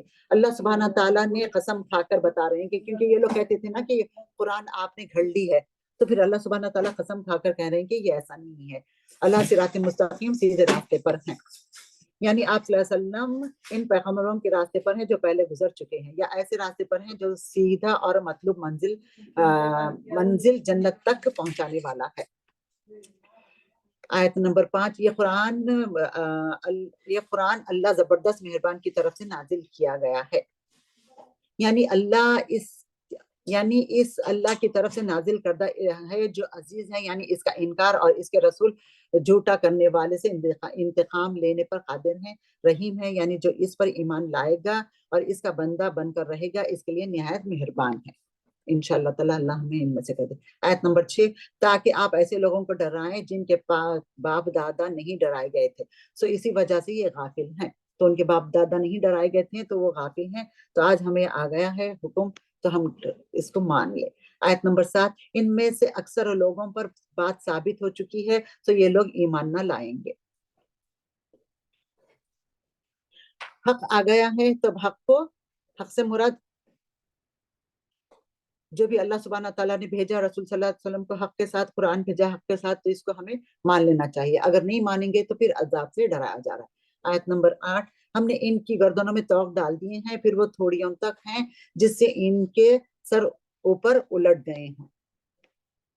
آیت نمبر 9, اور ہم نے ایک آڑ ان کے سامنے کر دی اور ایک آڑ ان کے پیچھے کر دی, جس سے ہم نے ان کو ڈھانک دیا سو وہ نہیں دیکھ سکتے. اللہ سبحانہ تعالیٰ فرما رہے ہیں کہ ہم ان کو ڈھانک دیا اور یہ نہیں دیکھ سکتے. آیت نمبر 10, اور آپ ان کو ڈرائیں یا نہ ڈرائیں دونوں برابر ہیں, یہ ایمان نہیں لائیں گے. یعنی جو اپنے کرتوتوں کی وجہ سے گمراہی کے اس مقام تک پہنچ جائیں, ان کے لیے اندازہ بے فائدہ رہتا ہے. تو اللہ سبحانہ تعالیٰ یہاں پر فرما رہے ہیں 2 قسم کے لوگوں کی بات ہو رہی ہے. ایک نصیحت قبول کر لیں گے اور ایک نصیحت نہیں قبول کریں گے. ایک تاکید پر تاکید, آثار جتنی بھی تاکید کرو وہ نہیں قبول کریں گے, اور ایک ہے جس کو تاکید کی جائے اور جس کو ایک بار بتا دو آپ تو وہ مان لیں گے اور قبول کر لیں گے. آیت نمبر 11, بس آپ تو صرف ایسے شخص کو ڈرا سکتے ہیں جو نصیحت پر چلے اور رحمان سے بے دیکھے ڈرے. سو آپ اس کو مغفرت اور باوقار اجر کی خوشخبریاں سنا دیجئے. یعنی اندازے سے صرف اس کو فائدہ پہنچتا ہے, یعنی انظار سے یعنی انظار سے صرف اس کو فائدہ پہنچتا ہے جو عمل کرے گا, جو عمل نہیں کرے گا اس کو فائدہ نہیں پہنچے گا. آیت نمبر 12, بے شک ہم مردوں کو زندہ کریں گے اور ہم لکھتے جاتے ہیں, اور وہ اعمال بھی جن کو لوگ آگے بھیجتے ہیں, اور ان کے وہ اعمال بھی جن کو پیچھے چھوڑ جاتے ہیں, اور ہم نے ہر چیز کو واضح کتاب میں ضبط کر رکھا ہے. تو یہاں پر آثار کے لیے بات ہو رہی ہے. اِنَّا نَحْنُ نُحْيِي الْمَوْتَ وَنَكْتُبُ مَا قَدَّمُوا وَآثَارَهُمْ. تو یہ آثار کی بات ہو رہی ہے. تو ہم جو بھی اچھے آثار چھوڑیں گے, جو بھی برے آثار چھوڑیں گے, اس کا اجر ملے گا ہمیں. تو ہمیں کوشش کرنا چاہیے کہ اچھے آثار چھوڑیں, جو بھی کام کرے اچھا کرے, تاکہ لوگ دیکھیں اچھائی کی طرف آئیں, رغبت حاصل کریں, اور پھر ارادہ بھی رکھیں کہ اچھا کام کرنے. پھر اللہ سبحانہ تعالیٰ فرما رہے ہیں کہ تمہارا جو بھی صدقہ دیں گے وہ بھی تمہارے آثار میں ہوگا، ہماری اولاد ہے وہ بھی ہمارے آثار میں آئے گی، اور پھر جو بھی ہمارے قدم ہوں گے، ہم جو بھی قدم اٹھا کے مسجد کے طرف جائیں گے وہ بھی ہمارے آثار میں آئیں گے۔ تو یہ ساری چیزیں ہیں آثار۔ آیت نمبر 13، اور آپ ان کے سامنے ایک مثال یعنی ایک بستی والوں کی مثال اس وقت کا بیان کیجئے جب اس بستی میں کئی رسول آئے، تاکہ اہل مکہ یہ سمجھ لیں کہ آپ کوئی انوکھے رسول نہیں ہیں، بلکہ رسالت و نبوت کا یہ سلسلہ قدیم سے چلا آ رہا ہے۔ رسول صلی اللہ علیہ وسلم خاتم النبی ہے، لیکن آپ سے پہلے جتنے بھی آئے یہ سلسلہ چلتے آ رہا ہے، لیکن پھر بھی یہ لوگ اتنا انکار کرتے ہیں، پھر بھی نہیں مانتے۔ تو ان کا تکبر دیکھیں آپ۔ آیت نمبر 14، جب ہم ان کے پاس 2 کو بھیجا سو ان لوگوں نے اول دونوں کو جھٹلایا، پھر ہم نے تیسرے سے تائید کی، سو تو ان تینوں نے کہا ہم تمہارے پاس بھیجے گئے۔ یہ 3 رسول کون تھے؟ مفسرین ان کے مختلف نام بیان کیے ہیں، لیکن نام مستند ذریعے سے ثابت نہیں ہے۔ بعض مفسرین کا خیال ہے کہ یہ حضرت عیسیٰ علیہ السلام کے بھیجے ہوئے تھے، جو انہوں نے اللہ کے حکم سے ایک بستی میں تبلیغ و دعوت کے لیے بھیجے تھے۔ بستی کا نام انطاکیہ تھا، واللہ اعلم۔ تو اب ناموں سے ہمیں کیا کرنا ہے؟ ہمیں سبق یہ لینا ہے کہ اللہ سبحانہ تعالیٰ نے بھیجا تھا۔ آیت نمبر 16، قالوا ربنا یعلم انا الیکم لمرسلون، ان رسولوں نے کہا ہمارا پروردگار جانتا ہے کہ بے شک ہم تمہارے پاس بھیجے گئے ہیں۔ آیت نمبر 17، اور ہمارے ذمے تو صرف واضح طور پر پہنچا دینا ہے۔ آیت نمبر 18، انہوں نے کہا ہم تم کو منحوس سمجھتے ہیں، اگر تم باز نہ آئے تو ہم پتھروں سے تمہارا کام تمام کر دیں گے اور تم کو ہماری طرف سے سخت تکلیف پہنچے گی۔ آیت نمبر 19، ان رسولوں نے کہا تمہاری نحوست تمہارے ساتھ ہی لگی ہوئی، کیا اس کو نحوست سمجھتے ہیں کہ تم کو نصیحت کی جائے، بلکہ تم حد سے نکل جانے والے ہو، یعنی وہ تمہارے اعمال بد کا نتیجہ ہے جو تمہارے ساتھ ہی ہے، نہ کہ ہمارے ساتھ۔ جو برے اعمال کریں گے وہ ان کے ساتھ ہی ہوگا، وہ ہمارے ساتھ نہیں۔ جو جیسا کرے گا ویسا بھرے گا بولتے ہیں نا ہماری زبان میں، وہی ہے وہ۔ 20، ایک شخص اس شہر کے آخری حصے سے دوڑتا ہوا آیا، کہنے لگا اے میری قوم، ان رسولوں کی راہ پر چلو۔ یہ شخص مسلمان تھا، جب اسے پتہ چلا کہ قوم پیغمبروں کی دعوت کو نہیں اپنا رہی تو اس نے آ کر رسولوں کی حمایت کی اور ان کی اتباع کی ترغیب دی۔ تو وہ بھاگتا ہوا آیا، کہنے لگا ان رسولوں کی، ان پیغمبروں کی آپ دعوت مان لو، ان کی بات مان لو، لیکن جس کو نہیں ماننا وہ نہیں مانے۔ آیت نمبر 21، ایسے لوگوں کی راہ پر چلو جو تم سے کوئی معاوضہ نہیں مانگتے اور وہ راہ راست پر ہیں۔ تو یہ تھا ہمارا سورہ یاسین پورا تھوڑی سی۔ اب میں تھوڑے سے پورے سپارے میں سے اپنے لیے تھوڑے عمل کی باتیں یا اپنے لیے کچھ پوائنٹس نکالی ہوں کہ آئیے اخلاص کے ساتھ ہم ان پر عمل کرنے کی کوشش کریں۔ سب سے پہلا تھا کیا تھا اس میں؟ دیکھیے آپ، بندہ جو مومن، اور پھر دوسرا تھا جوڑے، اللہ سبحانہ تعالیٰ ساری چیز جوڑوں سے بنائی ہے۔ پھر اس کے بعد میں تھا اللہ سبحانہ تعالیٰ نے چاند اور سورج بنائے ہیں، ہاں۔ پھر اس میں تھا ہمارے لیے سبق کے لیے کہ رسول صلی اللہ علیہ وسلم کے پاس جب گئے تو دعوت پہ جب بلایا گیا تو پھر ٹائم پہ جاؤ، ٹائم پہ واپس آؤ، زیادہ دیر نہ بیٹھو، اور جانے کے بھی کچھ آداب بتائے گئے۔ پھر اس کے بعد ہمارے لیے آیا حجاب کا، جلباب کا۔ پھر ہمارے لیے آیا اللہ سبحانہ تعالیٰ کئی جگہوں پہ ہمیں بتایا کہ عظیم کامیابی ہے مومن کے لیے۔ پھر اس کے بعد میں ہمیں بتایا کہ سیکھو داؤد علیہ السلام کو کتنی نعمتوں سے نوازا، پھر سلیمان علیہ السلام کو کتنی نعمتوں سے نوازا، یہ بتایا گیا۔ اور جنات کے بارے میں بتایا گیا کہ وہ غیب کا علم نہیں جانتے تھے۔ پھر ہمیں خوشخبری دی گئی۔ پھر اس کے بعد میں ہمیں بتایا گیا کہ اصل خسارہ پانے والے کون ہیں؟ جو انکار کرتے ہیں قرآن کا اور رسول کا۔ پھر ہمیں بتایا گیا کہ سب سے بہترین بات کہ اللہ سبحانہ تعالیٰ مومن بندے کی کتنی قدر کرتے ہیں، اس کی قدر دانی کرتے ہیں اور اس کا بہترین اجر دیں گے۔ اللہ سبحانہ تعالیٰ نے ہمارے لیے بہترین اجر اٹھا کر رکھا ہے۔ پھر سب لوگوں کی مثالیں دیکھیں، ہمیں یہ سارا بتایا گیا۔ تو میں پورے سپارے کا تھوڑا سا ایسا نچوڑ نکال کے یہ لکھ کے رکھی تھی کہ عمل کی باتیں ہمارے لیے۔ آئیے اخلاص کے ساتھ اس احسن عمل کی ہم اپنے لیے کوشش کرتے ہیں، ہم بھی عمل کریں اور دوسروں کو بھی بتائیں انشاءاللہ تعالی۔